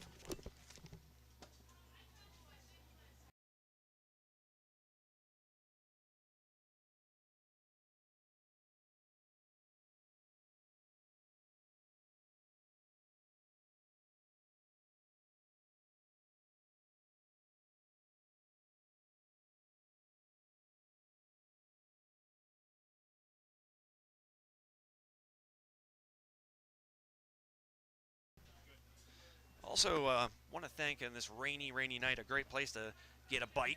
Tonight's player of the game sponsor, Falsetti's Villa Restaurant. For the last 50 years, Falsetti's at Villa Italian Restaurant in Katanning has been serving up the finest traditional Italian cuisine in Armstrong County. Their homemade recipes and generous portions will keep you and your family coming back. Sign up to become a VIP at falsettivilla.com and be the first to receive information about secret menus, exclusive events, and special discounts, loyalty rewards, and more. So stop in at Falsetti's Villa for a meal you won't forget. Visit them today at 1563 Ford City Road, or make your reservation today by calling 724-763-2266. Here at halftime, the Riverhawks trailing the visiting Tigers 28-14. 14 minutes left of halftime here in this Steffi's Country Catering halftime. It's been really interesting game. A lot of turnovers, obviously, because of the weather. A couple bobbled snaps that led to Armstrong climbing back into this one and cutting it into a 14-point advantage, or cutting the lead in half, rather, for the Riverhawks, who trail by 14, as mentioned. Jamil Perryman here at the half, 18 carries, 172 yards, and 3 touchdowns for the McKeesport signal caller. Yeah, nothing fancy either, Joe. Just take the ball and run up the middle. We have a halftime score for you, Joe. You're going to like this one. Aliquippa 34, Montour 0. So the winner of this game is definitely getting Aliquippa. Why would I like that? I would have liked it if you would have told me like 34-34. You don't want to see the matchup? So. And then also to give you Caden Olson's numbers. TJ up 7-6, Joe, at the half. Thank you, Doug. Caden Olson is 6 for 12 for just 67 yards and 2 touchdowns. Those stats brought to you complimentary of the man down at the other end of the booth, George Gaito. Thank you, George, for the stats. Again, really penalties, another part of this game that's worth mention. McKeesport really hurting themselves. They could be up by more at this point if not for that first drive in which they pushed themselves out of red zone territory momentarily, and Armstrong was able to hold out and force a turnover on downs. Otherwise, this could be a even larger deficit. Otherwise, after that, they've pretty much done what they've wanted to on the ground, have these Tigers from McKeesport. As for Armstrong, I mentioned Caden Olson's stat line there, really just detailing how much they can't get much going in the first half. 76 yards, I guess that's probably his lowest output all season long for a half. So unless Armstrong is going to do something in the run game and really get it moving, it seems unlikely that, or it stops raining, that this pass game is going to need some help. Maybe even a little more time for Caden Olson might help too, because McKeesport is getting penetration early and often. So, and your halftime score here in the Steffi's Country Catering halftime, it is McKeesport 28, Armstrong 14. A big team here on hand trying to make sure everything stays dry, which is not easy on a night like this. You got to keep the window open, the camera out there, and with the breeze blowing like it is, it's a danger. Don't want to get electrocuted. Some of you might want us to, with how positive you all are online all the time. And thank you for that. But you know what? There's good ones out there, and we thank you folks so much for your support, continued support here on High Top Sports Network as we travel far and wide to bring you the best coverage we possibly can here on High Top Sports Network. Also want to thank Bradigans Incorporated.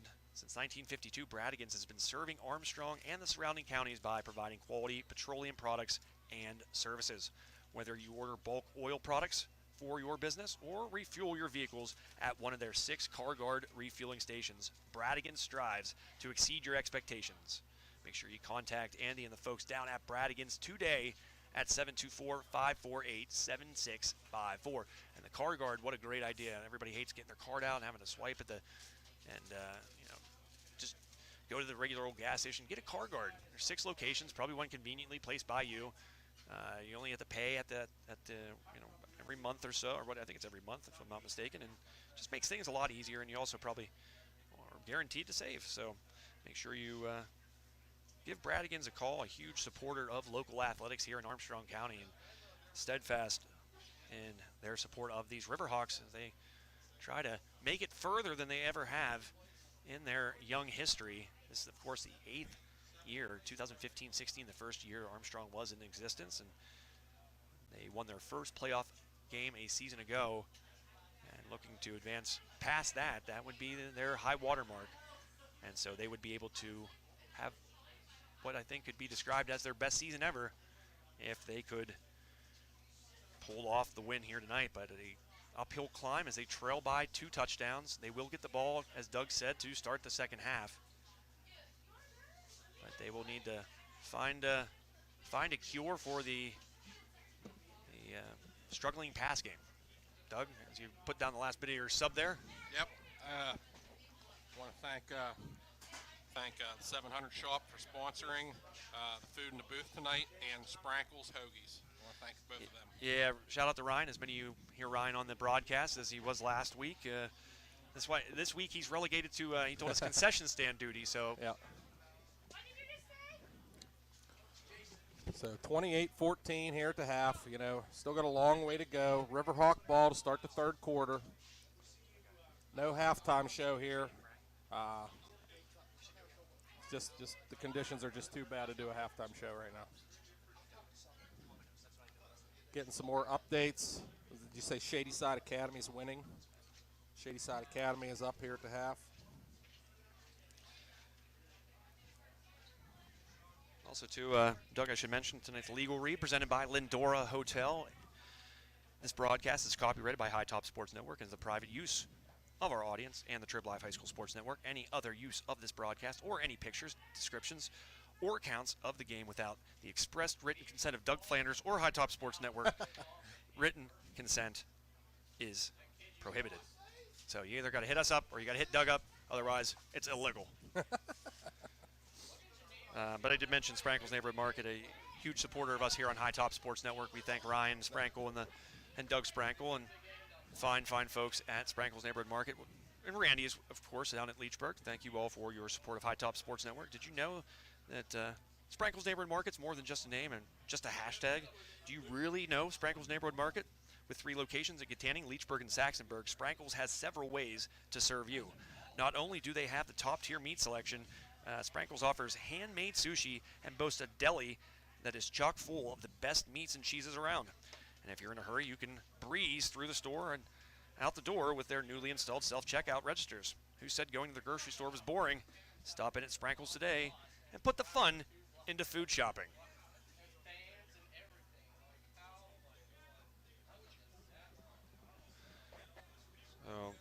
And of course, we are in the Schaefer's HVAC broadcast booth, nice and covered and safe from the rain in here. And that's what Schaefer's HVAC does. They keep you cool in the summers and warm in the winters, and that's all you could expect from your local HVAC dealer. And they are the top tier HVAC. And really toasty up Here in the HVAC. yeah, I saw you, broadcast booth Doug just tonight. throwing off layers as soon as that first half ended. Doug was just I'm dripping in sweat here. like It's not a supposed to Nelly happen. like a Nelly video in the early 2000s out here. Since 1973, Schaefer's HVAC Incorporated in Katanning has been a leader in heating and cooling solutions and serves thousands of families and businesses in Armstrong, Allegheny, Butler, and Indiana County, and Westmoreland too, with a promptness and integrity. Schaefer services all major brands of furnaces, air conditioners, hot water tank systems, and they pride themselves on customer service and their ability to deliver, just as the Riverhawks offense hopes to here in the second half. So make sure you check out Schaefer's HVAC. Whenever you have a problem, you need somebody you can trust, and that's who Schaefer's HVAC is. Call them today, 724-543-2615. We also do in-home estimates. Don't forget that. Doug, your thoughts? My thoughts are Armstrong, let's get the football here and let's get a score. If we can get this to a one-score game, put some pressure on McKeesport, anything can happen.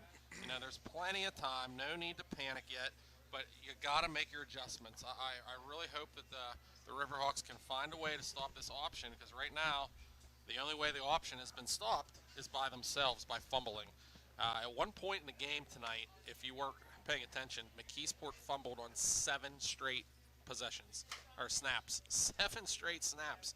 I don't think I've ever seen that in all my years of watching high school football, and I've seen a lot of crazy stuff. So something crazy always seems to happen when I do a broadcast. And tonight, wow, seven straight fumbles. Yeah, that's a first. I probably think it's going to be a while until you see it again, Doug. I would imagine, but one never knows. But yeah, it's been strange. There's been a lot of strange facets to this game, and clearly the weather, as we anticipated, playing a part in the outcome, or the early outcome. It's still coming down, and we don't expect that to change. I keep trying to look at an updated forecast. Pulling up my weather app here, Joe. So, and here's what it says. Doug DiNardo? 100%, 100%.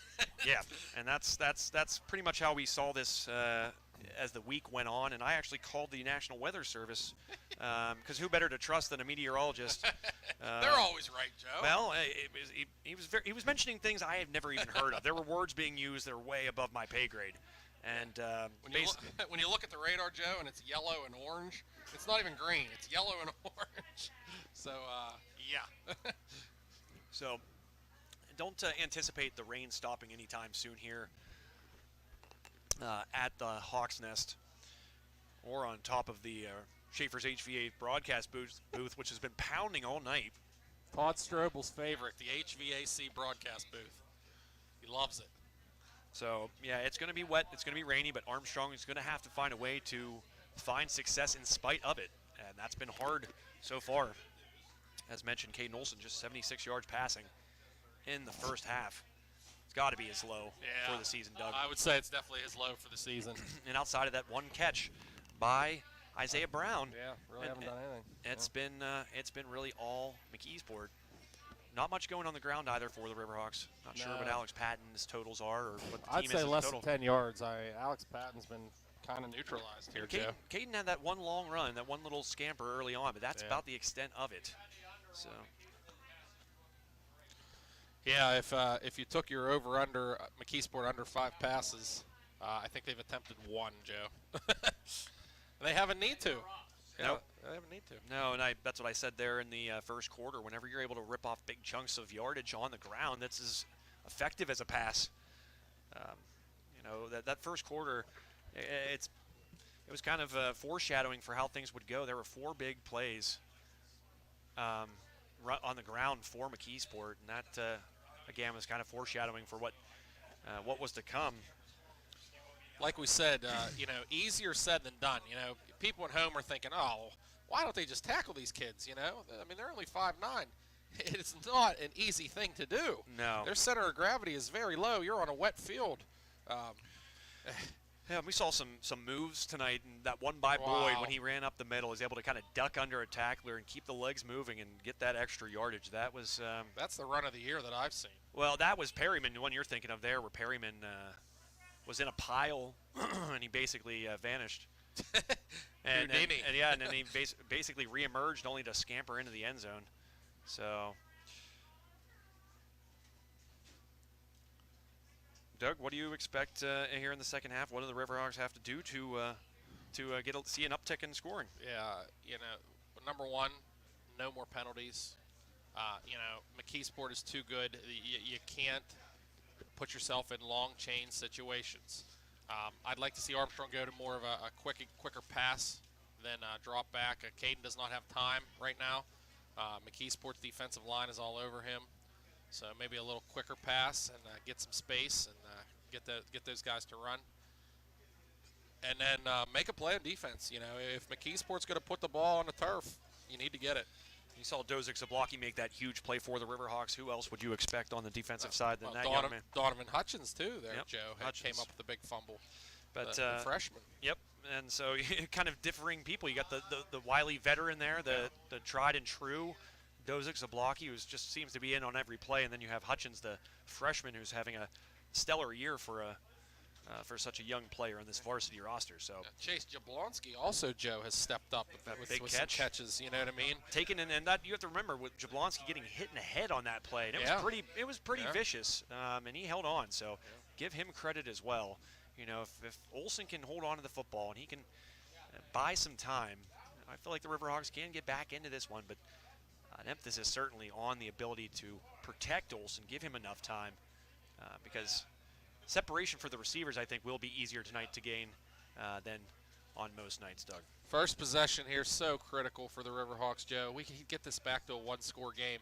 45 seconds here. McKeesport now coming out of the locker room. And here come the Riverhawks shortly after. So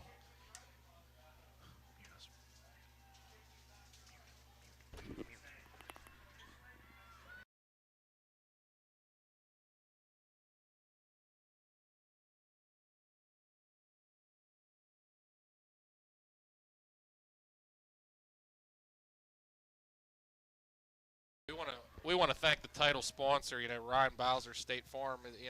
He is our title sponsor tonight, and we want to really thank Ryan Bowser. He's a big supporter. I've known Ryan all my life, Joe, and when I played ball in high school and I was a pitcher, Ryan was my catcher. Really? Yeah, and so That's a cool story. I've known Ryan. Did not know that. He's a great guy, Joe. So I really want to thank him, give him a little shout out tonight. And he's consistent, folks. Every season he has been a big sponsor of High Top Sports Network and allowing you folks to watch a lot of playoff contests. He was a big sponsor during your playoff run, Doug, back in the spring for when your team made it to the state championship game. I was there. It was a lot of fun. And Ryan was there all along the way as well. So remember, guys, these are the folks that are allowing you to watch these games free of charge, and Ryan Bowser no different. So make sure you, if you're in the market for some insurance products, you give Ryan a call today.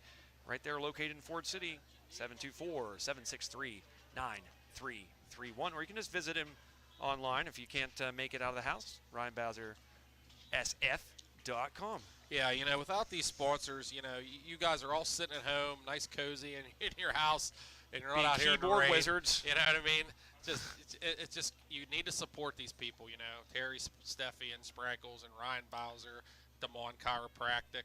You know, AIA, UFP Parker. You know, of course, Schaefer's HVAC. Can't forget Joe. Shop and Save, You know, Dr. Shop Hepner, and Save, Falsetti Villa, Dr. Hepner. Bradigan's Incorporated. I mean, these are the local businesses that and our lifeblood of our community. I mean, without them, you would not be able to watch this broadcast. No. So, really want to thank them, and be sure you thank them when you see them. I really appreciate you supporting High Top Sports. I've had a blast broadcasting since this has come about because it all started on COVID, Joe. I've had a blast, and I'm very appreciative of all these sponsors, and appreciative of you, Joe, for letting me to do this with you. Well, I certainly appreciate you. What you bring to the broadcast, and your love for sports is unparalleled. So, and it's true. Back in COVID, from then until now, we've covered a lot of big games. You've been on a couple of those broadcasts. Yeah. There's been several district championship games, several state playoff games.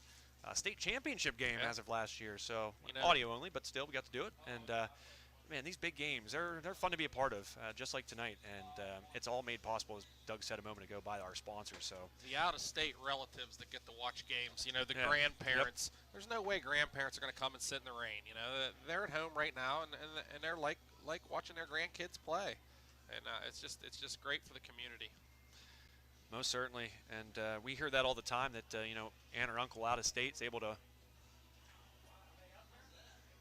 you get to those are the comments I think that mean the most, Doug, or whenever you hear somebody say, my aunt or uncle was watching from Michigan, as we were told the other night. And that's special, because that's why we do it. We don't do it to fill our pockets, that's for sure, because that's not a part of this field. You do it because you know that you have a purpose and providing coverage and shining a spotlight on these student athletes, and more specifically with what we do, being able to cast that over a wide area, so folks that can't be here in person can at least be here in spirit and enjoy the coverage wherever they may be.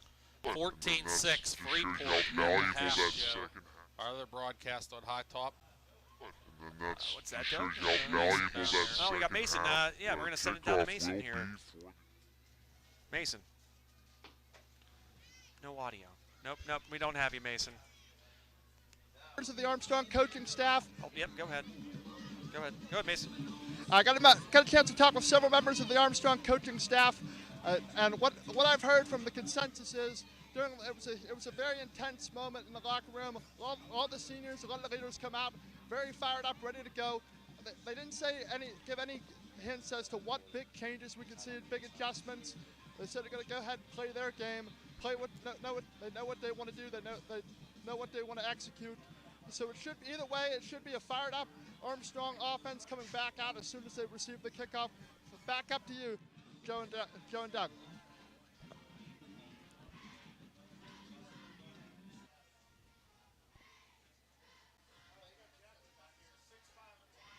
Okay, we're getting ready here to start the second half. McKeesport to kick the ball away to the Riverhawks.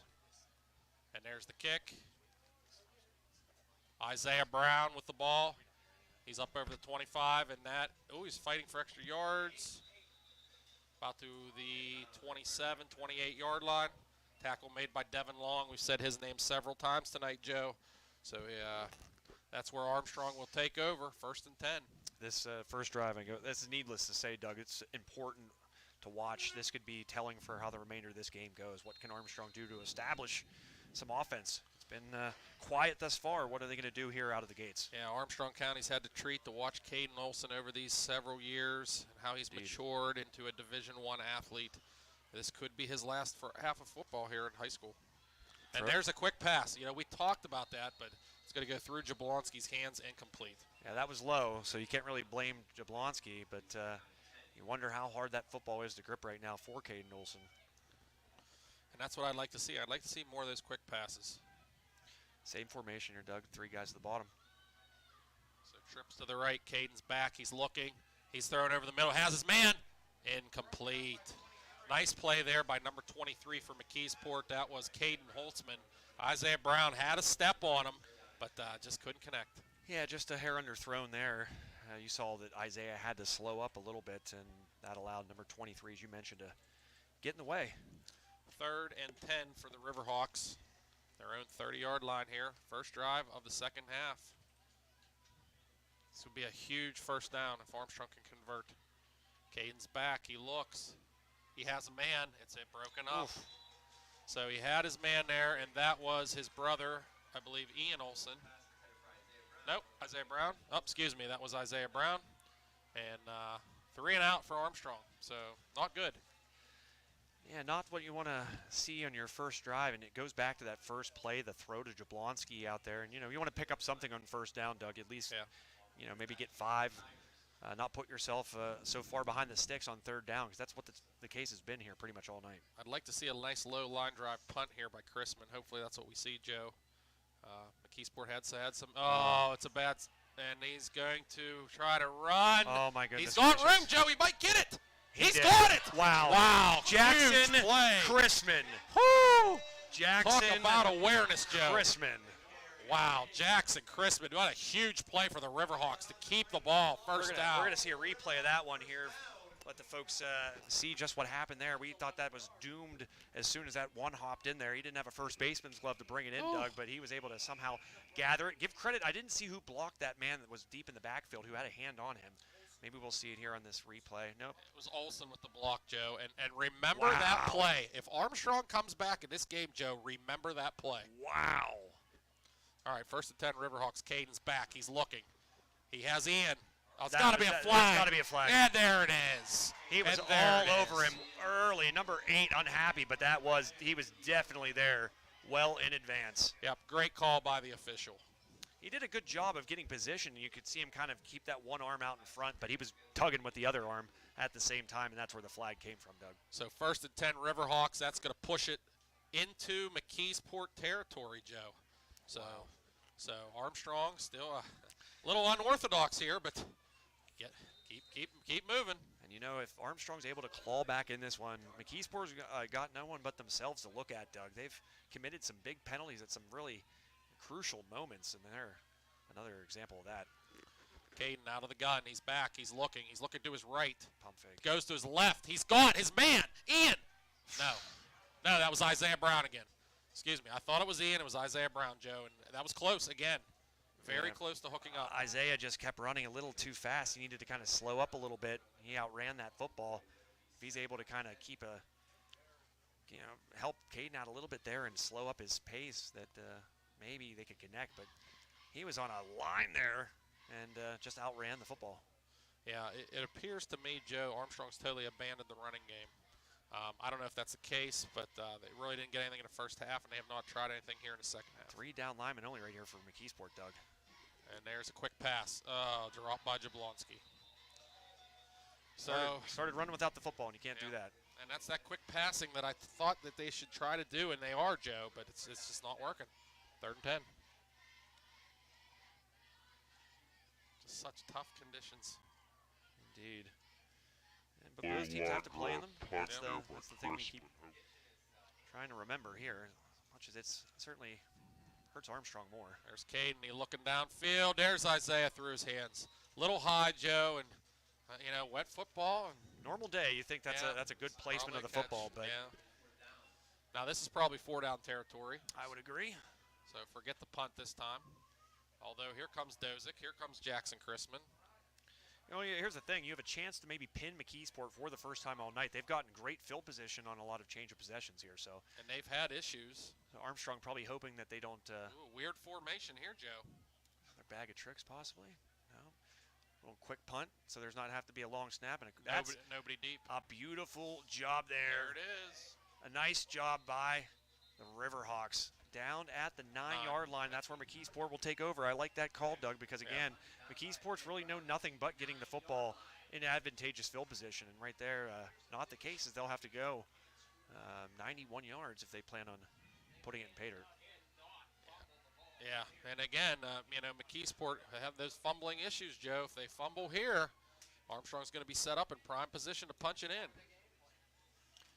Still not what Armstrong, I think, was looking for in that first drive coming out of the locker room, Doug. And now they got to hope that the defense can kind of help pick them up, because the conditions, I think, at this point, it's fair to say, are playing a part in this one. Yeah, Armstrong needs to try to pitch a shutout here, Joe, in the second half, really.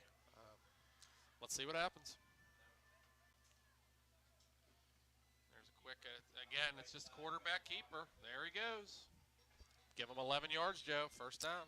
Give credit. The blocking for McKeesport has been just absolutely tremendous right there. You can see Perryman has his hand on that the blocker in front of him. There's a big lineman, too, and they're getting out and running. And it's not even smooth, Joe. It's like choppy. It's like, bobbled snap, and I don't feel like McKeesport running backs are in the right position, but it's working. It's the battle in the trenches right now that's really making a difference, and that's McKeesport that's winning it. Yeah. And that time, they hand off to Boyd. He just goes forward and drives ahead and gets, 5-6 yards? Yeah, rugby scrum there, Doug. It appeared a big pile. Kept on moving. And yeah, the ground game right now. Doug, have you seen Armstrong be this ineffective against the run game all season? No, not even close, Joe. And it's a caliber of the opponent they're playing, Joe. This is the best ground attack probably in the state of Pennsylvania, to be honest, Joe. You're always amazed when you hear a stat like, oh, they throw it on average 5 times a game. You wonder, how's that possible and to be that good? Well, we're finding out tonight just how they're able to do that. There's the blitz, and he just won't go down, Joe. The balance is unbelievable by Perriman. It's just that he's hit, and he doesn't go down. Both he and Boyd. We talked about their size coming into this game, and they play tough for guys that are only 5'9", 160-some, 170 pounds. These guys don't go down easy. Just phenomenal balance. So that's the word, Joe. It's not the size, it's not the strength, it's the balance. So 1st and 10 Tigers. 9:13 to play in the third quarter. And there it is. Just snap. There he goes. He's hit. Kai and Klein's going to finish him off there for a minimal gain. But again, more than he should have gotten, Joe. Yeah, they're pulling some linemen too. You'll notice that, and that's the running backs are smart. They know where they're coming from, and they're following those guys almost hip to hip. You've seen Perryman a couple times actually put his hand on the lineman that's lead blocking for him, and Doug, it's they're doing what they want right now. They're enforcing their will on the ground. Are the Tigers? Armstrong got to find a way. Joe, I've not seen a fumble yet here in the second half by McKeesport either, and they've gone to the shotgun. Now, see, even that play, it almost looked like the linemen were on different accounts than the backs. Like, no one kind of moved. And you still get 3.5 yards out of it. That's not great. If you're giving up that kind of yardage, Doug, I think on a play like that, it's not going to bode well for you. Well, we have a 3rd and, 4? Chance to get off the field here for the Riverhawks. Really need a stop here. Time keeps ticking. 7:50 now in the third quarter. Let's see what they do. Straight to him. Nothing fancy. Dead. Wow. Jeez. So that was, I believe, Isaiah Brown, number 5. Kind of a little suplex there, getting him to the ground. But, again, how hard was it to get the kid on the ground? So that's a nice loss there. So that's probably going to be a punt now for McKeesport. The way they've run the football, I wouldn't. It looks like Perryman's getting a call from the sideline, and here they come, the punt. I'd say that would not be smart for them to go for that up 2 scores. Perryman looked frustrated though that he didn't get the signal from the sideline to go for it, and so I wouldn't rule it out. He's going to be short, or the short man in front of the punter. I'd be ready for anything if I'm the Riverhawks here, but it looks like they are in the punt formation, Doug. Oh, block it! Oh, wow, almost, nearly Joe. Blocked. Wow. What a big play that would have been. Instead, this ball takes a very fortunate bounce for McKeesport and down at the 16-yard line. Armstrong was fingertips away from blocking that football, Joe. I don't know how that got away. And instead of being Armstrong ball probably inside the McKeesport 30, it's Armstrong ball at their own 16-yard line. Yeah, and that was give me one. Can I have one of those Armstrong rosters there, Doug, by chance? You have 2 of them. Yeah, that was number, I want to mention, that was number 35. And Nick McNeely, you mentioned his name earlier, Doug. He was the one that nearly blocked that one. What a bounce that took for McKeesport as Armstrong now set to take over at the 16. So long field here for the Riverhawks again. Caden. This time he's going to keep it. All right, decent run there for Caden. About 4 or 5 yards. That was Devin Long and Shane McGraw on the tackle for McKeesport. So running yards have been really hard to come by tonight for the Riverhawks, 2nd and 5.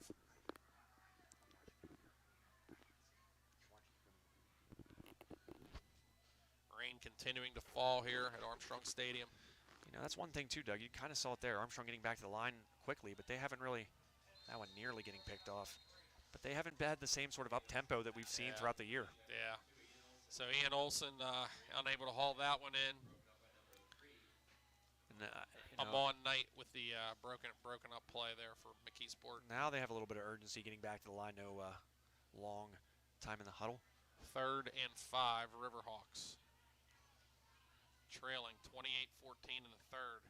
Getting the call, looking at the formation of McKeesport, then making their decision. Caden's back. He has his man, he threw it behind him. That was thrown behind Jablonski. Broken up by number 2, Amon Knight, Jameer Brown. And again, Armstrong will be forced to punt deep in their own territory, Doug, and that's been kind of the story of tonight. You know, not even getting it's a lot of 3 and outs. Yeah. It's if you're even able to get a little bit of field position, you know, make it down the field a little bit more, you know, put yourself in such a tough position to have to punt from inside your own 20 as much as they have. And you see how Armstrong's one-dimensional now, Joe. It's all pass. We really haven't seen anyone stop Armstrong all year. Now, I'm sure a lot of it has to do with the weather. Yeah. But it's just very impressive what McKeesport has been able to do. I'd like to see this game in better conditions, but again, that's a wow. Wow. Look at this. The tackling. Look at this. Tackling has just been not great so far for the Riverhawks. He's gone. He's going to scamper in for a touchdown. McKeesport does it again. Missed tackle after missed tackle burns the Riverhawks as the punt return. 53-yarder, Joe. And again, it's a punt. Do not punt the ball too deep. Punt it away from him. It's wet. You know, make it bounce on the turf. Don't punt it to him. You can see there on the He's going to UFP scamper in replay of a block on the outside. Might have looked like it was a legal block, but instead it was good. And the Tigers now with 5:52 left, Doug, make it a 20-point advantage, looking to make it 21 Bad here. snap, Joe. All right. So it'll be just a 20-point lead instead of 21, Doug, but still, you know, with more than half the 3rd quarter already in the books, not much really changing from the first half. Yeah, right now, Joe, McKeesport is definitely the better football team, and they've shown that tonight. Again, a lot I think having to do with the weather. I think so too. I That's really what, do. You know, let's play this game first week of the season type weather. I'd like to see what could happen here, but again, that's no excuse. Right. Again, both teams have to play in these kind of conditions, and that's just the nature of it.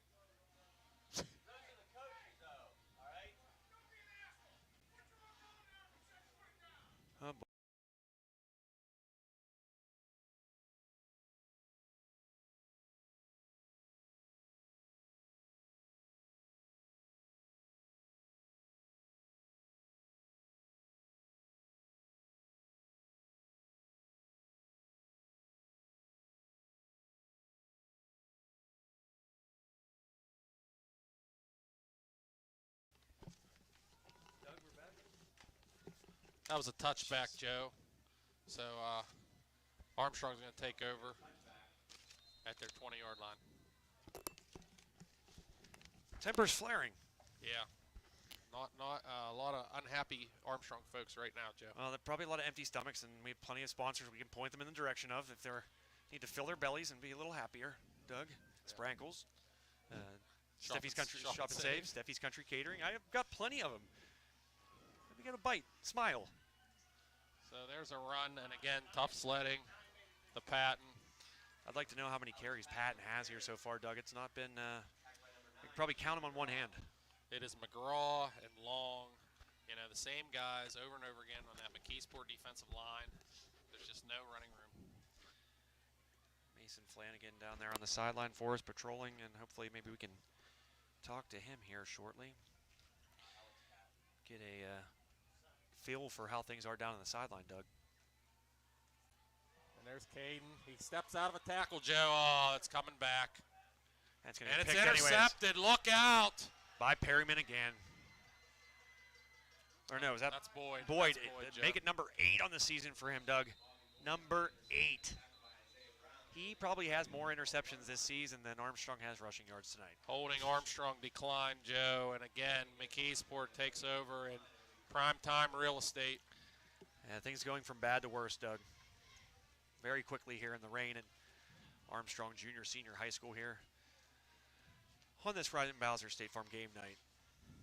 Some Armstrong guys looking hobbled out there as well. Number 70 grabbing his chest. And, we talked about it. This game is going to be won in the trenches, Doug. And it's McKeesport who's kind of enforcing their will. Those big guys up front certainly showing their toughness in this one. 1st and 10, McKeesport, 33-yard line. This will put the final touches on it, Joe, if they can punch this one in. And once again, starting a drive with terrific field position, Doug. I want to say this is at least their 3rd or 4th drive that has started in Armstrong territory. Wow. And it's no tackling. Everybody trying to go high on McKeesport. We talk about the weather, and that's certainly playing a factor, but Armstrong's tackling tonight has been lackluster. It's not even a triple option anymore, Joe. Literally, it's shotgun, snap it to whoever's running quarterback, and run. Literally, that's the play. So frustrating. And they are just, and the tackling has not been great too. It's one thing to misdiagnose the play, but then when you're reaching the ball carrier and trying to grab high, and they're just shrugging off the tacklers left and right, and that's where you make an adjustment there and emphasize, go low on these guys. That's what they being McKeesport has done to Armstrong all night. Look at this. It's just shotgun. He's going to get the ball. He's going to run straight ahead. Well, this time he's not running anywhere, Joe. Well, so that's really the first time all night. Yeah, that's been the first time there. So pinned back now to that's a bad spot there by the near side referee, Doug. I thought he was brought down. Way back farther, right? Wow. Since when was he that close? I say forward, bad spot. Forward progress, I guess, but the sticks, well, I don't know. It's been that kind of night for Armstrong. Can't even get a break on that play. All right, 3rd and 7. Under center this Under time. center, ooh. And there's a fumble. He picks it up, and he there breaks he goes. the tackle, and there he's he gone. goes. You're like, are you kidding me? And into the end zone for a score, number 4.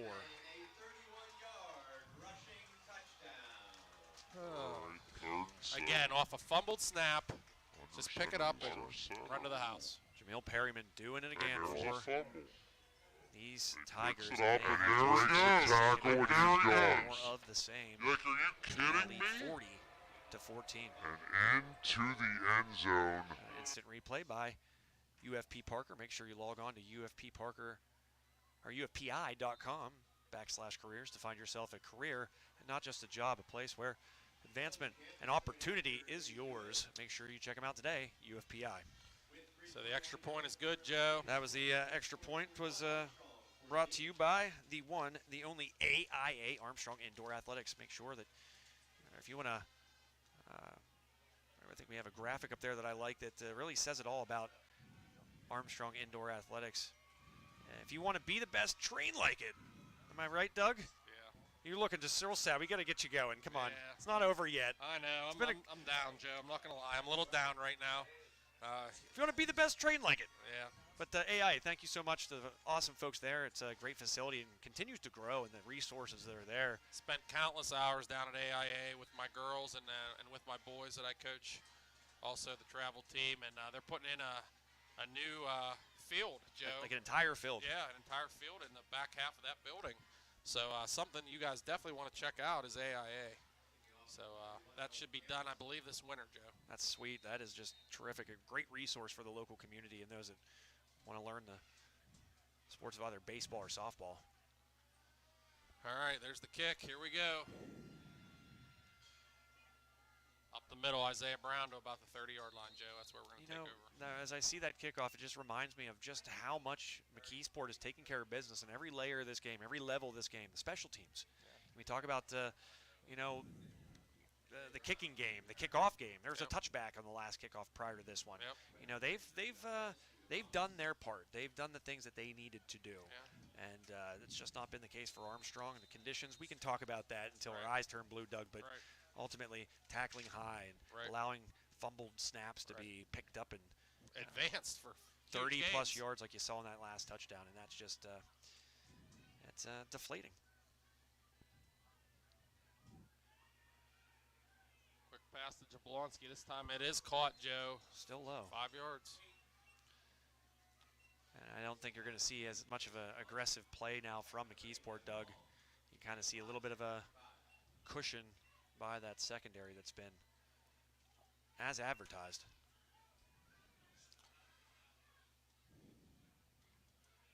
I'm impressed with the McKeesport defense, Joe. Yeah. Just no running game at all for Armstrong. They're one-dimensional, and they're having problems throwing long. Other than that first touchdown of the game, they really have not been able to throw long.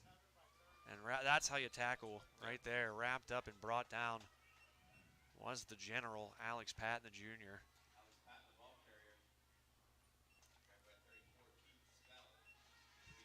So 3rd and 5 for the Riverhawks. Now this time, Joe, I do think it is 4-down territory, even if they don't get it. They got to get 5 yards here in 2 plays. But I don't think they've been in this position often tonight where you have a 3rd and short. It's usually been 3rd and long and you're pinned deep. So see if that changes Option anything. play. Olsen's going to try to gain it, and he does. It. So he got it. First time we've really seen too much of that. Caden Olsen on a designed option play, and he's able to keep it himself, Doug, and get past the sticks for a first down. Because that's the first 3rd and short we've seen all night. That's what I said at my last breath. Yeah, if you that's why. Heard me there. Yeah. Everything's been 3rd and long, deep. That's why you haven't seen that play. We'll even do it on 2nd down, Doug. That's just have not seen it here tonight. So no hurry, apparently, Armstrong. 2:09 left. Trips to the far side for Armstrong. Let's see where Caden goes. He's under all kind of pressure. He gets away. Come on. Oh, and through right through Kai and Klein's the hands of Kai and Klein, Doug. That's just that kind of night. Yeah. You know, we've seen Armstrong all year long, and we have not seen this type of Armstrong team. We've seen Armstrong manhandle teams, and we've seen, even against Aliquippa, Joe, the game they lost. You know, it was a good game. If they play that same game tonight as they did against Aliquippa, this is a much different game. Yeah. Just smart, heads-up, high IQ football. And at times tonight, I just don't feel like that's been the case. And there's a catch and dragging tacklers, Kai and Klein. Again, the spot. Seriously? That I don't agree with that whatsoever. Jeez. 3rd and 1, Joe. Maybe run that option play again if you're the Riverhawks. Or you see if Caden can sneak it up the middle and just get a fresh set of downs. That's what I think is most important at this point, Doug, as we creep within 1 minute and 30 seconds of the conclusion of this 3rd quarter, Doug. It's you got to have a little bit more of a sense of urgency here, too. Look at this play. We got Dozick Zablocki sneaking down. It's Isaiah. Isaiah Brown. Okay, it worked. So 1st down, Riverhawks. Interesting play, though. Wonder if that sets something up for later.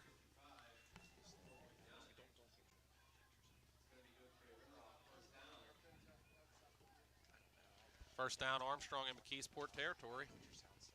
1 minute to play in the 3rd quarter. 41-14. It's been all Tigers tonight.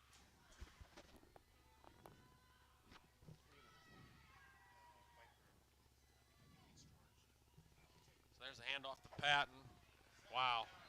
And that's big number 79 for McKeesport. That's Dimitri Brooks. And story of tonight, and there's Patton slow to get up. But story of tonight, you know, Armstrong, when they have the ball, they get hit, and they're down on 1 hit. And McKeesport, those running backs just do not drop.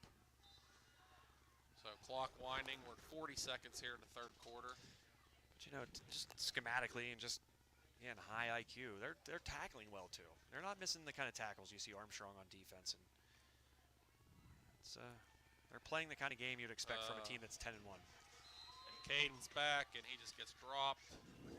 Number 8, Devin Long, said his name several times tonight. That's probably going to be the last play of the third quarter.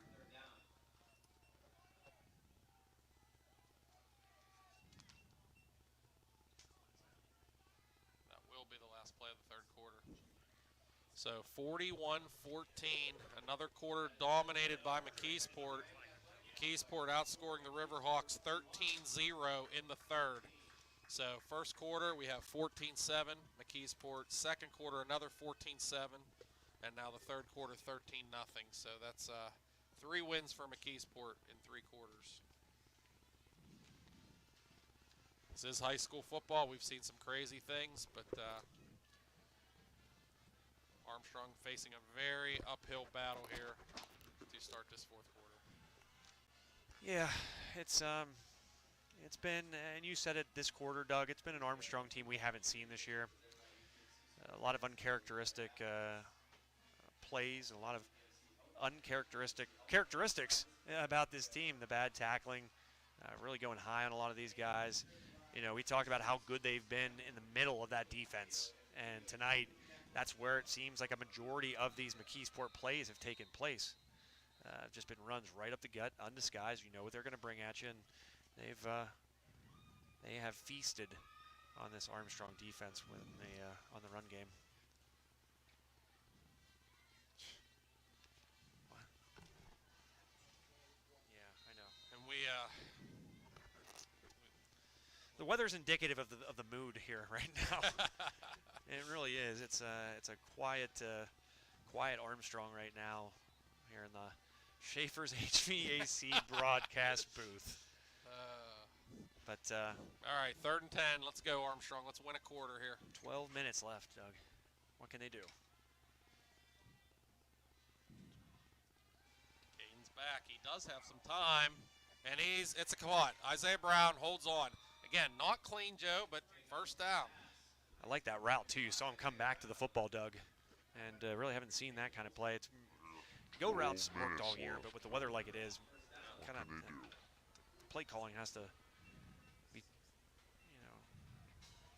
taken into account, I guess. 1st and 10, Riverhawks. McKeesport 38.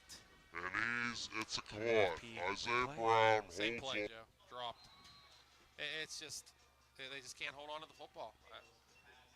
It's probably has to do a lot with the wet football. Hard to throw, hard to catch. But again, no excuses. But McKeesport they don't even do that. They just run up the middle. So 2nd and 10. Caden looks, has time, fires, and it's through the hands of number 12 on McKeesport, Ben Eastman. Yeah, it's and Caden hasn't been as sharp tonight. I think that's fair to say. Been behind some receivers, underthrown balls. Obviously, I feel like a lot of that's, again, we're going to say the weather, but it's not like this was some unexpected storm front. They knew this weather was going to be here, and frustration bubbling over here. There's a screenplay. I like that call. Where has that been all night, Joe? Patton able to get past the first tackler and past the second and brought down. And it's going to be a first down, Joe, I believe. There you go. So that's a good call. Where has that been all night, the little screenplay? Make it an easy pass, Joe. Don't, I like it. Let the McKeesport they have their ears pinned back. They're flying in at Caden. Great call. Let's see some more of that. First down. Sadly, you wonder if it's too little too late here with 10:57 left, fourth quarter. Caden looks, has time, but then his time runs out. He had plenty of time there, Joe. That was number 55, Courtney Dunn with the tackle. But Caden's got to throw that ball away if he can't find anything. It's looking more and more like it's about to be basketball season for Caden Olson. Some of these Riverhawks. Ian Olson, Isaiah Brown, Jack Valasek. The list goes on and on, Joe. The boy athletes in Armstrong, they play multiple sports. Coach Cavo probably excited to get those guys back, but I know certainly no one wants to see the season end before then. A lot of these All Riverhawks kind of expected. running room. He's going to throw it, and it's going to be incomplete. Low. Yeah, I'd have liked to see him take that one, and just run to the wide side there, Joe. There was all kind of running room out there. There's nobody out there. Again, Kai Klein, really can't blame him. That was down at his feet, and he could not bring it in, and I'll bring up a 3rd and 15, Doug. 3rd and 15, definitely 4-down territory here for the Riverhawks. All kind of pressure. That could be grounding, Joe. He was in the pocket. And brought down hard. Wow. Seen Caden Olson take some hits tonight, too, that he hasn't taken all year. And they're not calling grounding on that. there was somebody in the area. I saw that. Was there? Okay. Yep. That was was that the general, I believe? All right, 4th down. Armstrong going for it. 4th and extremely long here, 15. They got to get inside the 20 for the first. Let's see what happens. Caden. And he got it. So that's Isaiah Brown. So big catch there for Isaiah. 4th and 15. So they're going to convert. They're going to take it down to the 8-yard line. So Armstrong has entered the red zone. I think it's the Ryan Bowser red zone, I believe, Joe. That's a great question. Or Steffi. Is it Steffi? It might be Steffi. Either way, 2 great places. Make sure if you need insurance, go to Ryan Bowser. You need some grub. And there's the general up Steffi's. the middle. So the general's going to take it down to the 4, Alex Patton. So 2nd and goal, Riverhawks at the 4-yard line.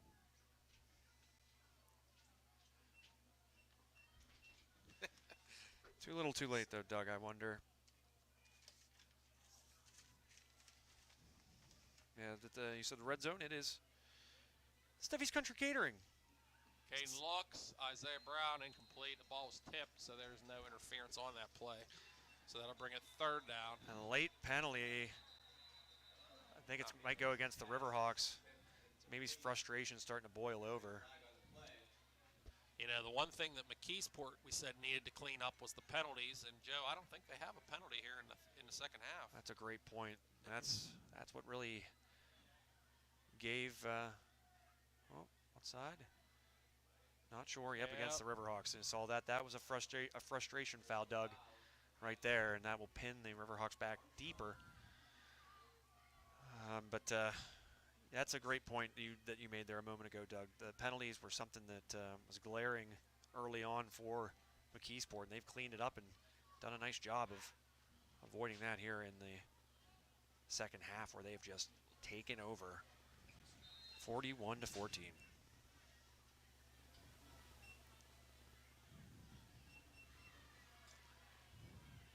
So 3rd down for the Riverhawks at the 20. Looking for the end zone. There's the pass. And there he goes, Joe. He's probably going to the house. Bobby Boyd. Is that Perriman? That's Perriman, is it? Oh, and he fumbles it. And Armstrong is going to get it back, Joe. So there's a crazy play. Caden Olson with the strip. Okay, if I would have told you before tonight that on 2 of the bigger plays for the Riverhawks tonight, Caden Olson would have the block, and he would also have the strip. There he goes. You'd probably guess that things weren't going well. Going to the house. That is true, so. Bobby Boyd. Armstrong getting bailed out there big That's time by their quarterback. The pass was behind the intended receiver, right into the arms of Perriman. And then Kane goes over and strips him, and Armstrong recovers. So It's like first and 10. Ben's tackle in the AFC divisional round against the Colts. Yeah. So there's a completion to Kai and Klein, about 7 yards. 2nd and 3. We're down to about 8:50 to play, Joe, in Armstrong's season. But his block on that Jackson Chrisman botched punt. Again, 2 huge plays by Caden Olson, not throwing the football. Trying to wheel his team here and see what they can do. Time running out. There's just no running room. That draw play has worked so well all year for Armstrong, and it just isn't working. 3rd and 3, Riverhawks. To McKeesport 47.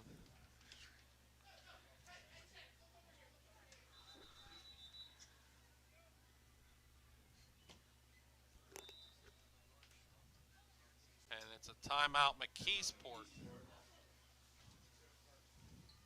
So timeout McKeesport. 8:17 to play, Joe. While we have a chance, I'd like to thank a couple of our wonderful sponsors again. Not the way things folks out there might want them to be going if you're watching High Top Sports Network, but these sponsors still supporting these young men and women that appear on High Top Sports Network diligently week in and week out. And of those, it's Dr. Bert Hepner. We'll have his play of the game here after the game's over. Over 21 years, Dr. Bert Hepner has been in practice providing general orthopedic care to Armstrong County community and an emphasis on hip and knee reconstruction.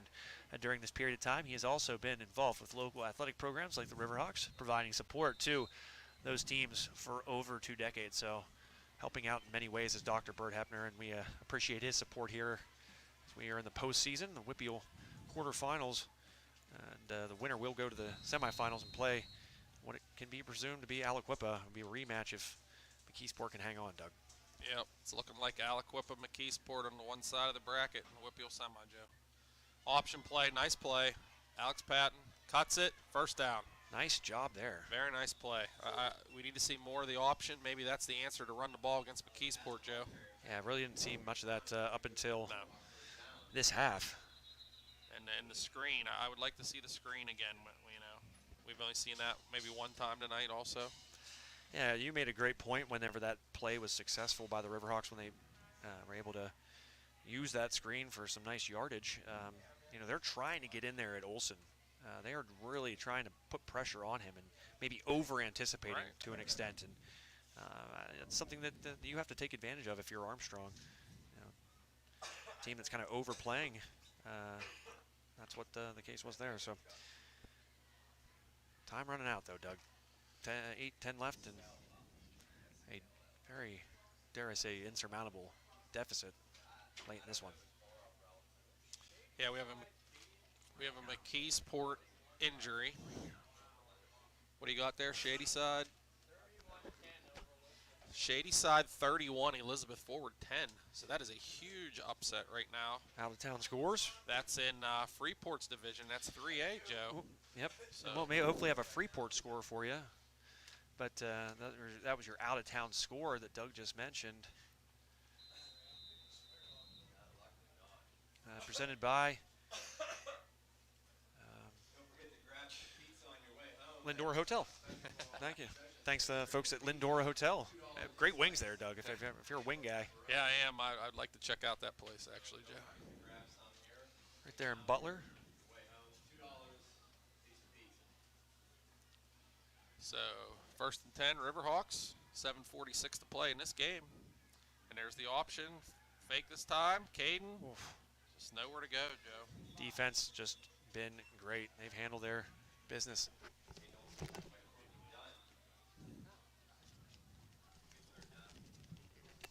Second and 10. Call it no gain.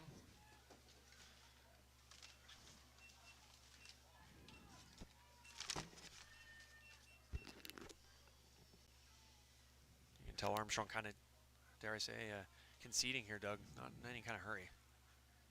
There's Ian. It's going to be a first down, Joe. Down to about the 29-yard line. They're going to whistle.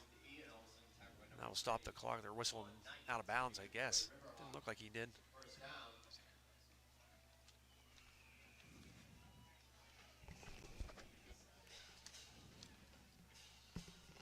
Caden looking deep. That got hit. Isaiah. That's a jump ball, Joe, is all that was, and it's going to fall incomplete.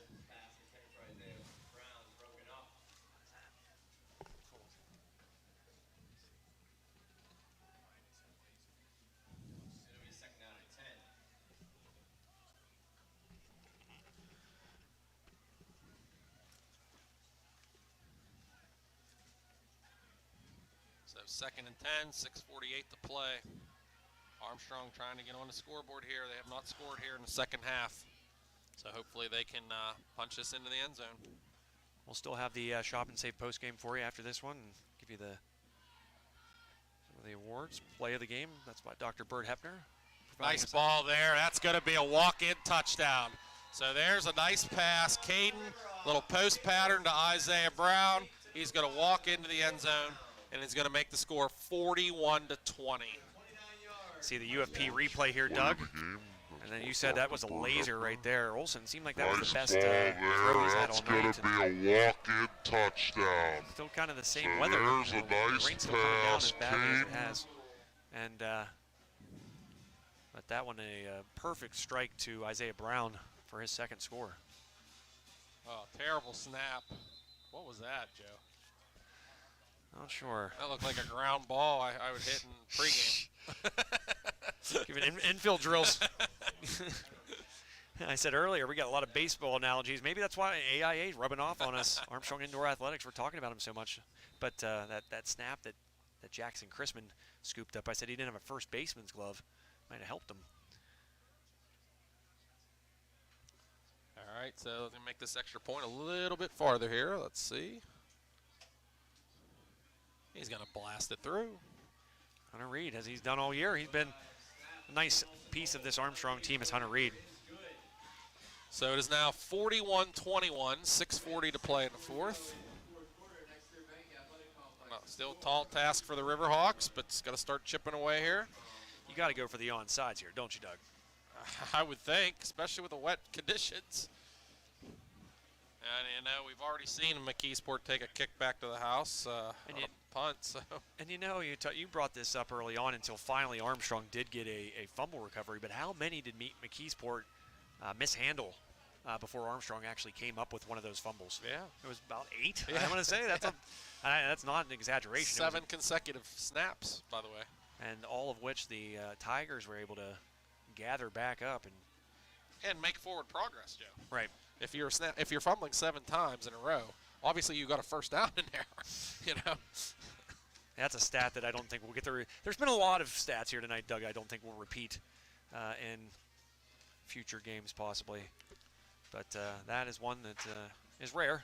7 straight fumble snaps.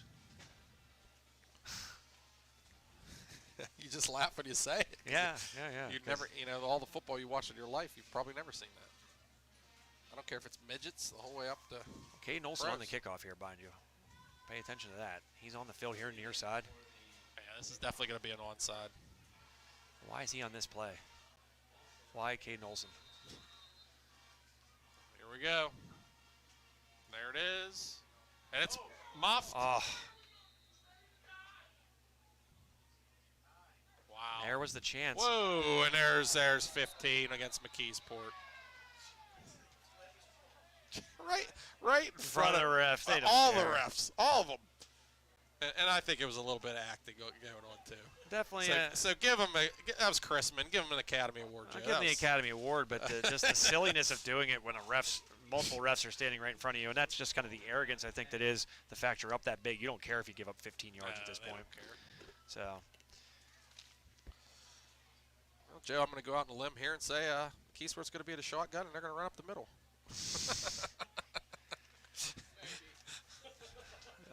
You don't think they're going to get in the shotgun, have 5 wide, and air it out here, Doug? You think they're going to throw a bomb, maybe? No. It's not been good. It's and this Armstrong defense, we've touted them all year long. Look. Let's see. Our over-under passes are, I believe, at 1 right now. Really? Yep.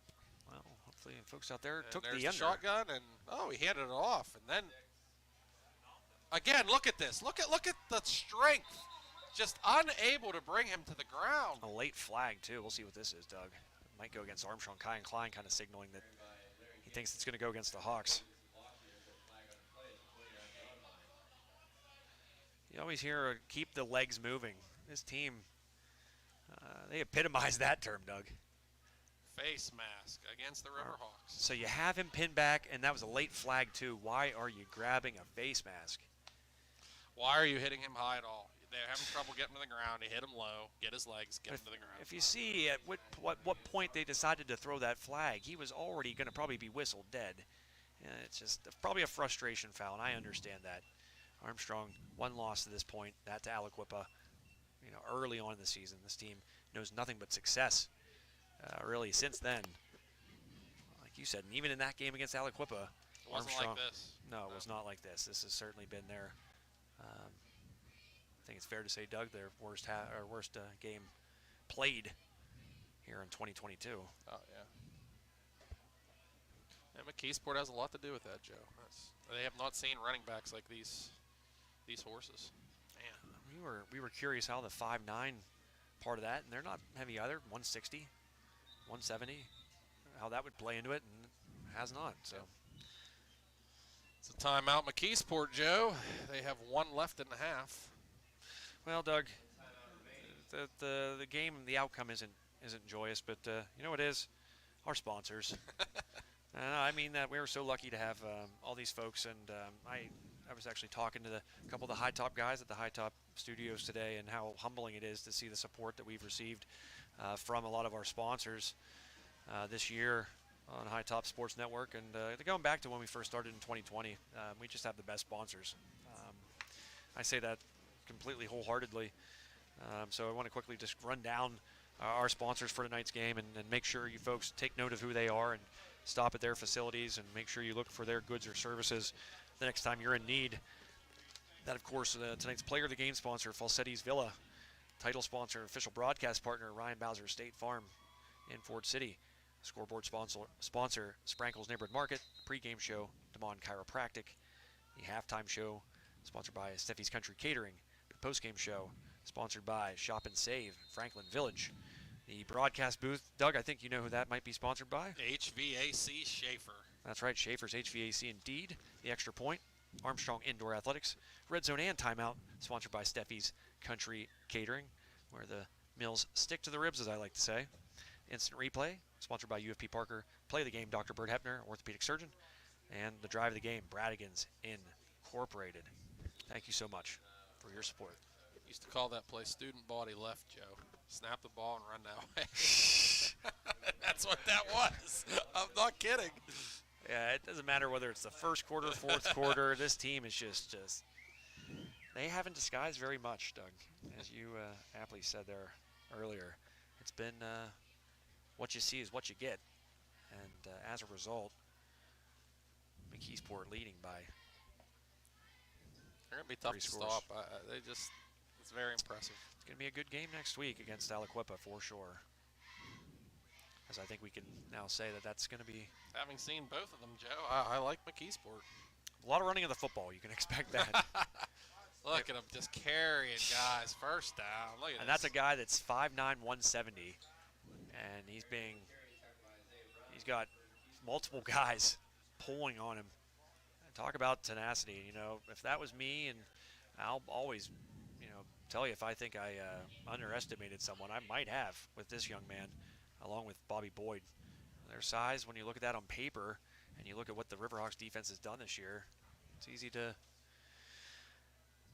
wonder, how can he have that kind of success against the Riverhawks? Well, we've seen tonight just how he's able to have success against the Riverhawks, and it's been not just the speed and the agility, which has been flashed at moments in time, but also, too, tough running. Dragging would-be tacklers with him, that both Boyd and Perryman. All right, 1st and 10 McKeesport. Clock is now down to about 4 minutes here, Joe.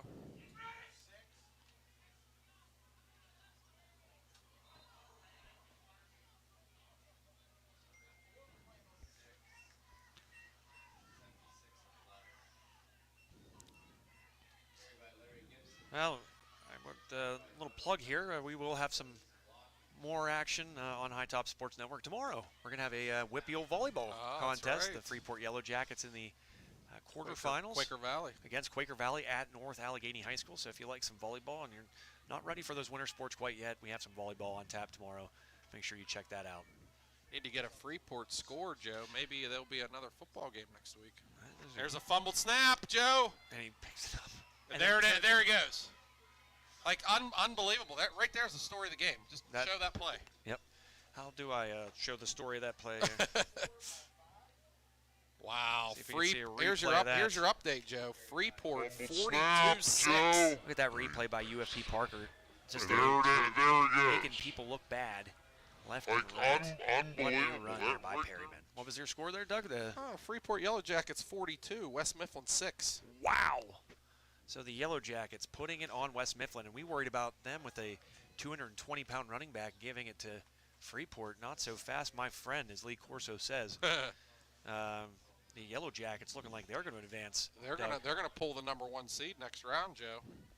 Who is? I don't remember who that number 1 seed is in that. Bell Vernon. Bell Vernon. Bell Vernon. Yep. So that'll be in a neutral site, I believe, and maybe we'll be down there in that game. Well, I would like to think we will be. So Joe, I've had Freeport a lot this year. I know. That's all you, Doug. I haven't done a single Freeport game, and I'm embarrassed to admit that. But I've also had the pleasure of covering these Riverhawks and plan on doing so here over the last 2 minutes and 29 seconds and enjoying this season for what it's been. It has been record-setting and transcendent in a lot of ways, and unfortunately the Riverhawks not able to better the outcome of their playoff run a season ago, Doug, and when they were able to win the first playoff game in team history. But things in this season taking away for these Riverhawks, and big part of that will be saying goodbye to Caden Olson, number 4, the quarterback. In my opinion, one of the top 2 players. We can have that debate too. Top 2 players in this program's history. The other one standing in the room next to us, Zane Dudek. Yeah. I think it's those guys and then everybody else. Yeah, I think for quarterback it's Caden, and for running back it's Dudek. If you're making an all Armstrong football team, you're definitely starting with those 2, Joe. 2:20 to play. First down, McKeesport. Wow. First down, Tigers. So that's going to put it to the 39. Tackle was made by McNeely. Getting a little chippy down there, frustration boiling over. As I said, it's when you're not used to these kind of outcomes, it's probably easy to get frustrated. Nothing even close to what Armstrong has seen here tonight, what they've encountered, Doug. Looks like we got a lot of fans heading to the exits, Joe. A wet night. Again, the weather very indicative of how the Armstrong fans are feeling tonight. As for the McKeesport sideline, they feel like it's probably the weather that they're having like in Mar-Lago right now. McKeesport in no hurry, Joe. They're just letting this clock tick. Armstrong's still sitting on those 3 timeouts. Now 2 minutes. And the play clock, Joe, I just looked, it's still at 20. Man, they're going to run off almost a minute of time here before they snap the ball. Doug, after this play, I have a fair question for you. Perryman does it again.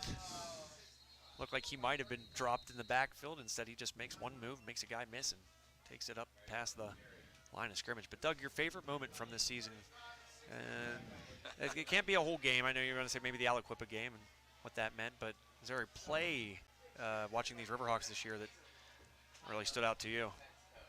Oh, Joe, there's so many.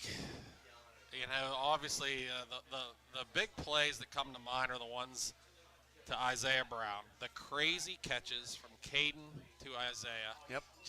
Caden just has such a beautiful spiral, how he just puts that ball pristine, you know, like I always say textbook. You know, that's one of my lines. When something is good, I say that's textbook, and that's what Caden does. He throws a pass that's textbook, and Isaiah Brown somehow comes down with it. The other one is the Ian Olson fingertip catch down the sideline, if you remember that play. I do. So those are the 2 plays. The Isaiah Brown touchdown where I yelled, "Oh no," and he somehow jumped over the guy and caught it. And then Ian Olson on that fly pattern down the sideline with his fingertips. Hopefully in some Those sort are my of 2 plays. postseason wrap-up, I'll get a chance to ask Isaiah. The week before that, I think he had an even better catch against Indiana. Yeah, I did not see that. Which he bobbled it and was going to the ground. And like the Lynn Swan catch that's so famously shown where it's, still trying to get possession as you're going to the ground. He had a beautiful catch there.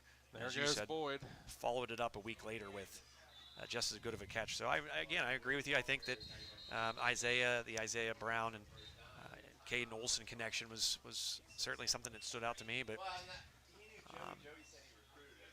you know, really just the watching this team get better, and I think in a lot of ways watching this team get better because of Caden Olsen's leadership. Yeah. The receiving core, you just saw big leaps. You saw Kyan Klein have big leaps and have huge moments. You saw Ian Olsen have huge plays and huge moments. And, of course, no differently, Isaiah Brown, huge plays and huge moments. So I think a lot of that was having a guy that was so football savvy and put the ball on you, whether it's 60 yards downfield or out in the flat. You know, there's some good seniors that are graduating here from Armstrong. You know, I'm looking down the list here. You know, Jackson Chrisman, senior, Dozick Zablocki, you know, just looking at Owen Kamer. Just go down the line. There's just so many seniors that left a nice legacy here. You know, Armstrong's going to finish 10-2, Joe. That's pretty good football. You know, your losses are going to be to Aliquippa and McKeesport, the two teams that are playing in the semifinals next week. And two teams that I think if they were on the opposite side of the bracket, Doug, would be in the championship game. Yeah. I think they're probably the best two teams in 4A. Yeah, I would agree. And but no consolation to Armstrong fans out there tuning in, but it looks like there will be more football, and it'll be the Freeport Yellow Jackets, a team that Armstrong beat this year, who will have more football in their future, Doug, as you pointed out in the score earlier. Yeah, that's Armstrong's final timeout, Joe, so...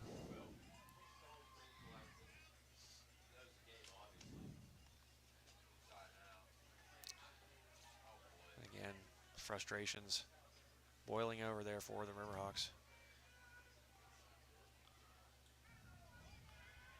But what a joy in the last 3 years watching Caden Olsen. I don't want to talk too much about him, but it's been it's all deserved, first of all. But 3 years, and those don't come along often, so probably won't get to see him take another snap maybe. Yeah. Yep, minute 22 here, Joe. 2nd and 4 for McKeesport, 41-21. This game has just been dominated by the Tigers in every aspect, special teams, defense. You thought when everything. When Armstrong tied it up there early on, Doug, that on that touchdown by Isaiah Brown, that maybe we had a ball game, but after that, I think the tone changed considerably. Yep, McKeesport's just going to knee out this clock, Joe. One more snap.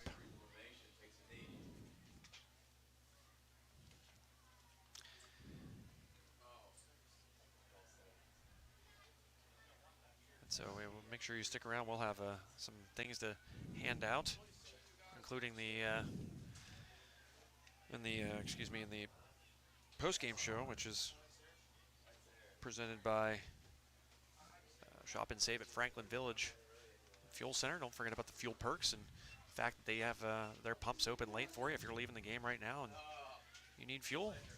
Shop and Save and Fuel Center, Franklin Village. Love that, and we'll play of the game, and drive of the game.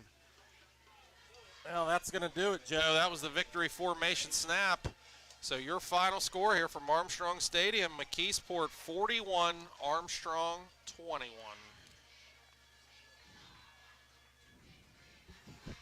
Zoom in on Kate.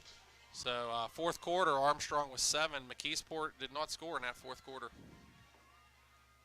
So that'll about wrap it up.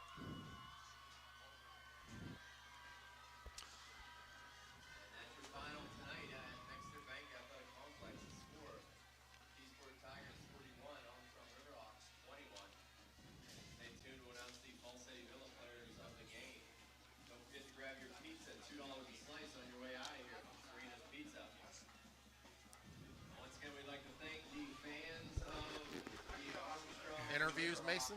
You gonna get out and get some interviews? Try to stay engaged a little bit. Maybe some of the seniors. Try to interview them. Stay tuned with us here. We may have some interviews on the sideline. We'll see.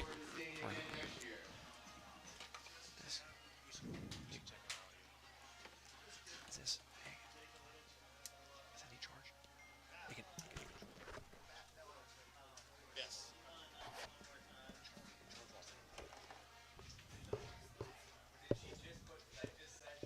So the McKeesport Tigers will advance. They will face Aliquippa next week in the WPIAL semis.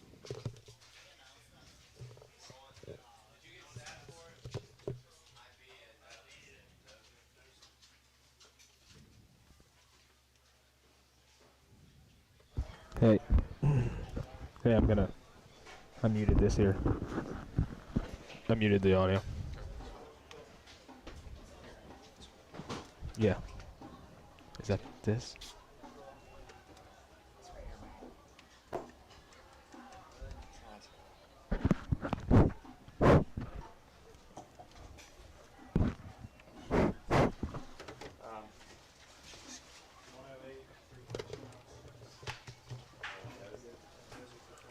right, Doug, you ready to? Hey, that was I didn't have that muted, I guess. but- Caden 108 with 3 touchdowns. Hold on. Player of the game with 108 receiving yards and 3 touchdown receptions. Number 5, Isaiah Brown. All right. And our second And then false 12 signal tackles player and of 1 the game. fumble recovery for 12 Dozick. tackles and 2 fumble recoveries. Number 11, Dozick Zablocki. Thank you to Fall City and the Villa. Listen, I'm trying to mute it and test this. The players of the game all season long up here.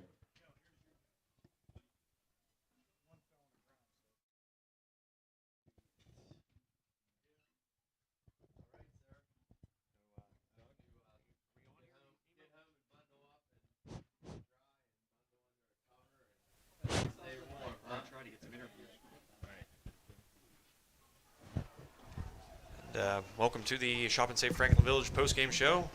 Joe Rhodes, Doug Flanders back one more final time. Doug, I'm going to leave some of these awards and stuff to you here in the Shop and Save post-game show, Franklin Village. We got the play of the game by Dr. Bert Hepner, the drive of the game by Bradigans Incorporated, along with is there a play of the game on there? Probably play of the game, player of the game, excuse me. That, of course, brought to you by Falchetti's Villa. Falchetti's Villa. We got a gift certificate here to hand out. Oh. Yeah. Well, yeah, the player of the game, Joe, Isaiah Brown had 3 touchdowns. I mean, he had every touchdown for Armstrong.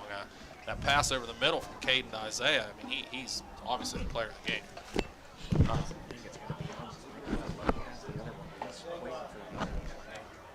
You know, there's so many plays in the game. You know, I like Dozick also. You know, Dozick's 2 fumble recoveries. He heart and soul of the Armstrong team. You know, kept them in it. The drive of the game for Armstrong was early in the game where they were able to get on the board first for that big touchdown pass to Isaiah, that 30-yard touchdown pass. So, you know, I'll say that's the drive of the game. So the drive of the game, the pass, the player of the game, Isaiah with the 3 touchdowns. And I guess that's it. What are you waiting for, the drive of the game? The drive of the game was the very first drive, where that 30-yard pass to Isaiah Brown. The player of the game was, I'd say, Dozick, the 2 fumble recoveries and 12 tackles. And is there anything else, Joe? Play of the game. Play of the game was just the pass over the middle to Isaiah. Yeah. Not too many big plays. No, there's not a lot to pick from there. You can tell by our tone here tonight that it's a bummer. It's been a lot of fun watching these Riverhawks this season, and I hate to see it end this way. I hate to see it end with the weather like it is too, Doug. That's the other part of it. You would have liked to see this game happen in better conditions so both teams could exercise their biggest strengths, and clearly Armstrong not able to do that here tonight, not able to execute and use their pass game like they are accustomed to. Yeah, they were hampered, definitely. This played into McKeesport hands more than Armstrong, you know. But that's not an excuse. You know, honestly, Joe, in a clear day, I still think McKeesport's definitely the better team tonight. Yeah. Yeah. You know, we talked about all the deficiencies. There's some late penalties that hurt them, obviously. Tackling high and some things like that are just so very uncharacteristic for this Armstrong team. We've seen how disciplined they've been this year in so many different ways, and tonight it just was not the case. So, We might have an interview for you after this one. We're going to stick around, so maybe we'll get a couple of those so we can share some parting words. So maybe some of these senior players can say their farewell to you fans out there as the Riverhawks season comes to an end here tonight at the hands of the McKeesport Tigers, 41-21. How do you remember this season, Doug? How do you remember this season? Well, this season was a very successful season. I remember this season as Caden Olson's final swan song here. The season, the incredible season that he put up with a lot of help from Dozick Zablocki, both on both sides of the ball. Isaiah Brown's crazy catches, the improvement of Ian Olson, Kyan Klein stepping in, Jablonski stepping in. You know, a great season, 10-2, losing to the two best teams in 4A. Nothing to hang your head about if you're Armstrong. And as is tradition, they do this every year to end the season. The seniors getting a last word with Coach Frank Fabian and the underclassmen, creating two lines that they'll walk through and send their seniors off. And there's a classy move there. Wow, Boyd and Perryman, look at that. Boyd and Perryman, very classy. Great to see those two young men, and best of luck to them, of course, as they take on Aliquippa in the next round. And that's a class act right there, classy move by those two young men. They were hard to handle tonight for these Riverhawks. There, the Riverhawks seniors will walk off the turf here at Next Year Bank Stadium for the last time, Doug.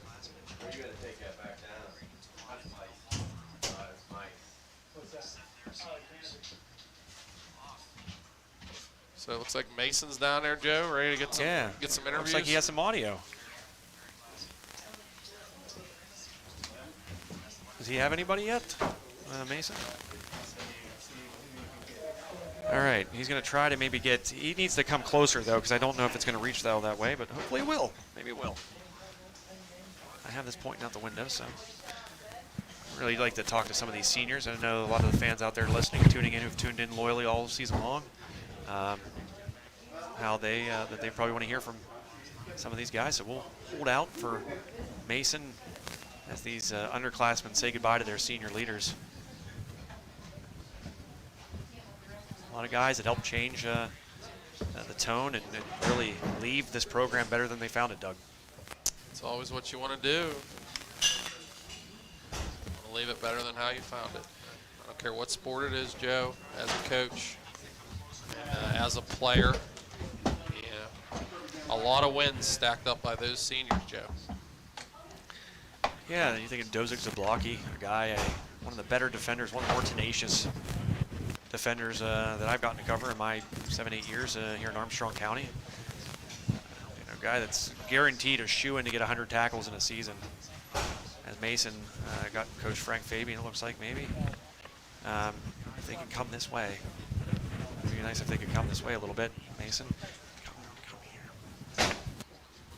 Mason. Maybe he'll get be able to get Caden Olson and Coach Fabian. A moment right there between Coach and his quarterback. So you play. You've been in some tough losses. And what's this moment like with you and your players? Yeah, it's a quiet time. You know, it's reflecting on what you did. The last game does not define what you accomplished, you know, over a course of a season. You know, one game does not define you. It needs to be about your character all year. You know, there's only ever one team that walks away without a loss, Joe. And, looks like we are going to get a moment with Mason and Coach Fabian. That might be all we get, though. Maybe these seniors probably don't want to talk, and I understand that completely. But nonetheless, we're going to get Mason and Coach here in the middle of the field, and the head coach Frank Fabian and our very own Mason Flanagan. How we'll end this. So we're going to send it down to Mason. All right. Wave.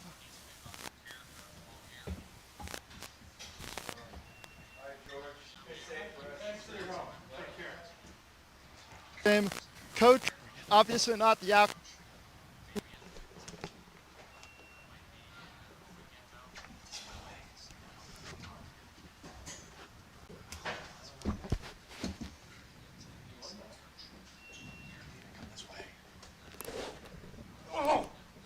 Not hearing any of this.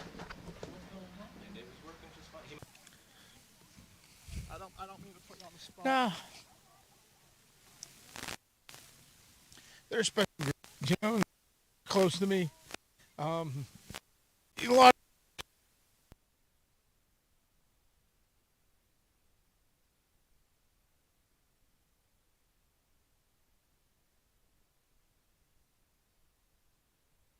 now.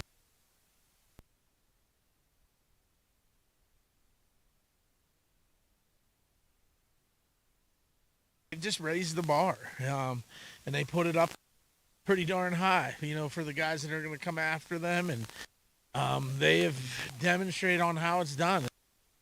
There's nothing fancy to this. It's just roll your sleeves up and go to work, and those guys have done that from, you know, a lot of them came into prominent roles as and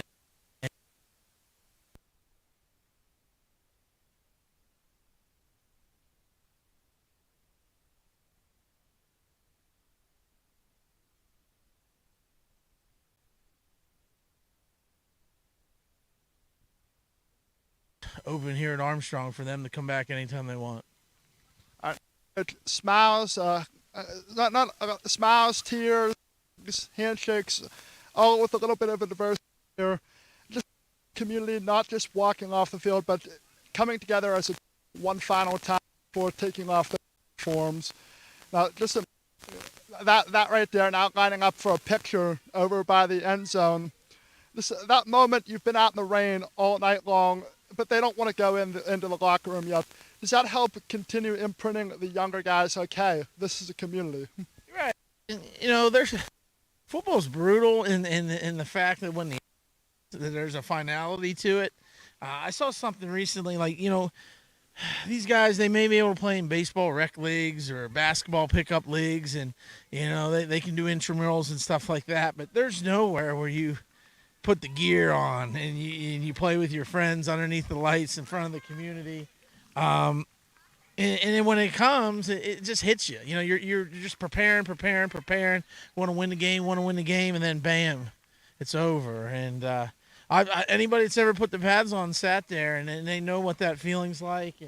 And I encourage them to just soak it in, take your time, and just, you know, we'll be here as long as we need to be for you to kind of savor the moment. It's the last time they're ever going to put their pads on for most of them.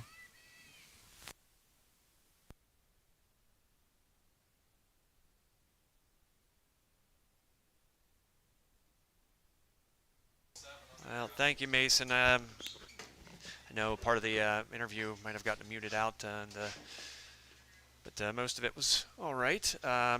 So thank you, folks, for tuning in. Doug, I think you have some final numbers.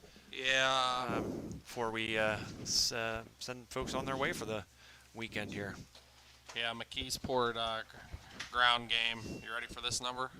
387 yards on the ground. I mentioned Dozick Zablocki, 12 tackles and 2 fumble recoveries for the Riverhawks, and Isaiah Brown, 108 yards and 3 touchdowns. So those are your key plays. Again, McKeesport's offense just super impressive. Nothing fancy, like sitting in a dentist chair, you know. It's no cane. It works.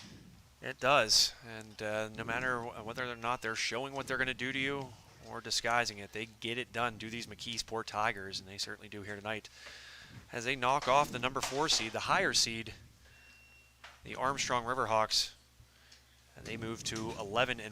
The Riverhawks drop to 10-2, and their season ends here tonight at Next Year Bank Athletic Complex on the grounds of Armstrong Junior Senior High School.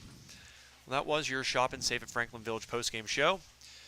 I want to thank all of our sponsors once more. Again, folks, we urge you to stop in and see those fine folks as we certainly appreciate them and what they've been able to do for us all season long. We'll continue to highlight them and what they do for us here at High Top Sports Network as the fall moves on and then finally concludes here in the coming weeks. Doug? Freeport 35, West Mifflin 6. Wow. So High Top Sports will bring you next week's action. We will. Doug, neutral site, Joe. I'm Doug, not sure where. You'll likely hear from Doug again. I don't know if you'll hear from me myself, Joe, but certainly have enjoyed this fall and being able to. Is that you? I'm really confused what's going on right now. Are you okay? It was being awfully loud, but anyways, certainly. I appreciate all you fine folks out there tuning in. There's some really good ones out there. You guys that support us and give us your support and message us, email us, text us, thank us for what we do. And really, we do it for you guys. It's a blast being able to be given that responsibility of broadcasting these games and highlighting these contests. And we are so lucky we get to do it for you folks out there. Doug, any parting words? No, I just want to thank all the viewers for tuning in to High Top. I appreciate all you guys listening to us, and glad we can bring you the best coverage we can. Have some patience. We're doing the best we can. Come visit us in the wintertime also. We're going to have basketball, springtime, baseball, softball, right, Joe? Oh, yeah. It's just really the season's just begun. We're just finished up fall. You still have winter and spring to go. So, we appreciate all you viewers out there. As if it wasn't for you guys, we wouldn't be able to do this. And thank you to the sponsors. Yep.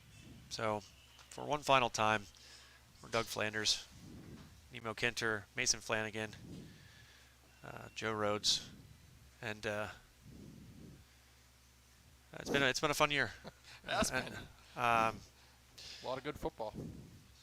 Dave Hartman. Can't forget Dave Hartman here as well, running camera, doing a great job for our folks, or for you folks out there. So we had the whole team here tonight, and we're so grateful we were able to do. Last time, Joe, in the Schaefer HVAC broadcast booth. Until next time. That will do it. The final score, McKeesport 41, Armstrong 21. McKeesport will advance and play Aliquippa in the next round. Armstrong season ends here tonight. So for the entire team, my name is Joe Rhodes. You have a great rest of your week. Have a great weekend, and may no train pass you by.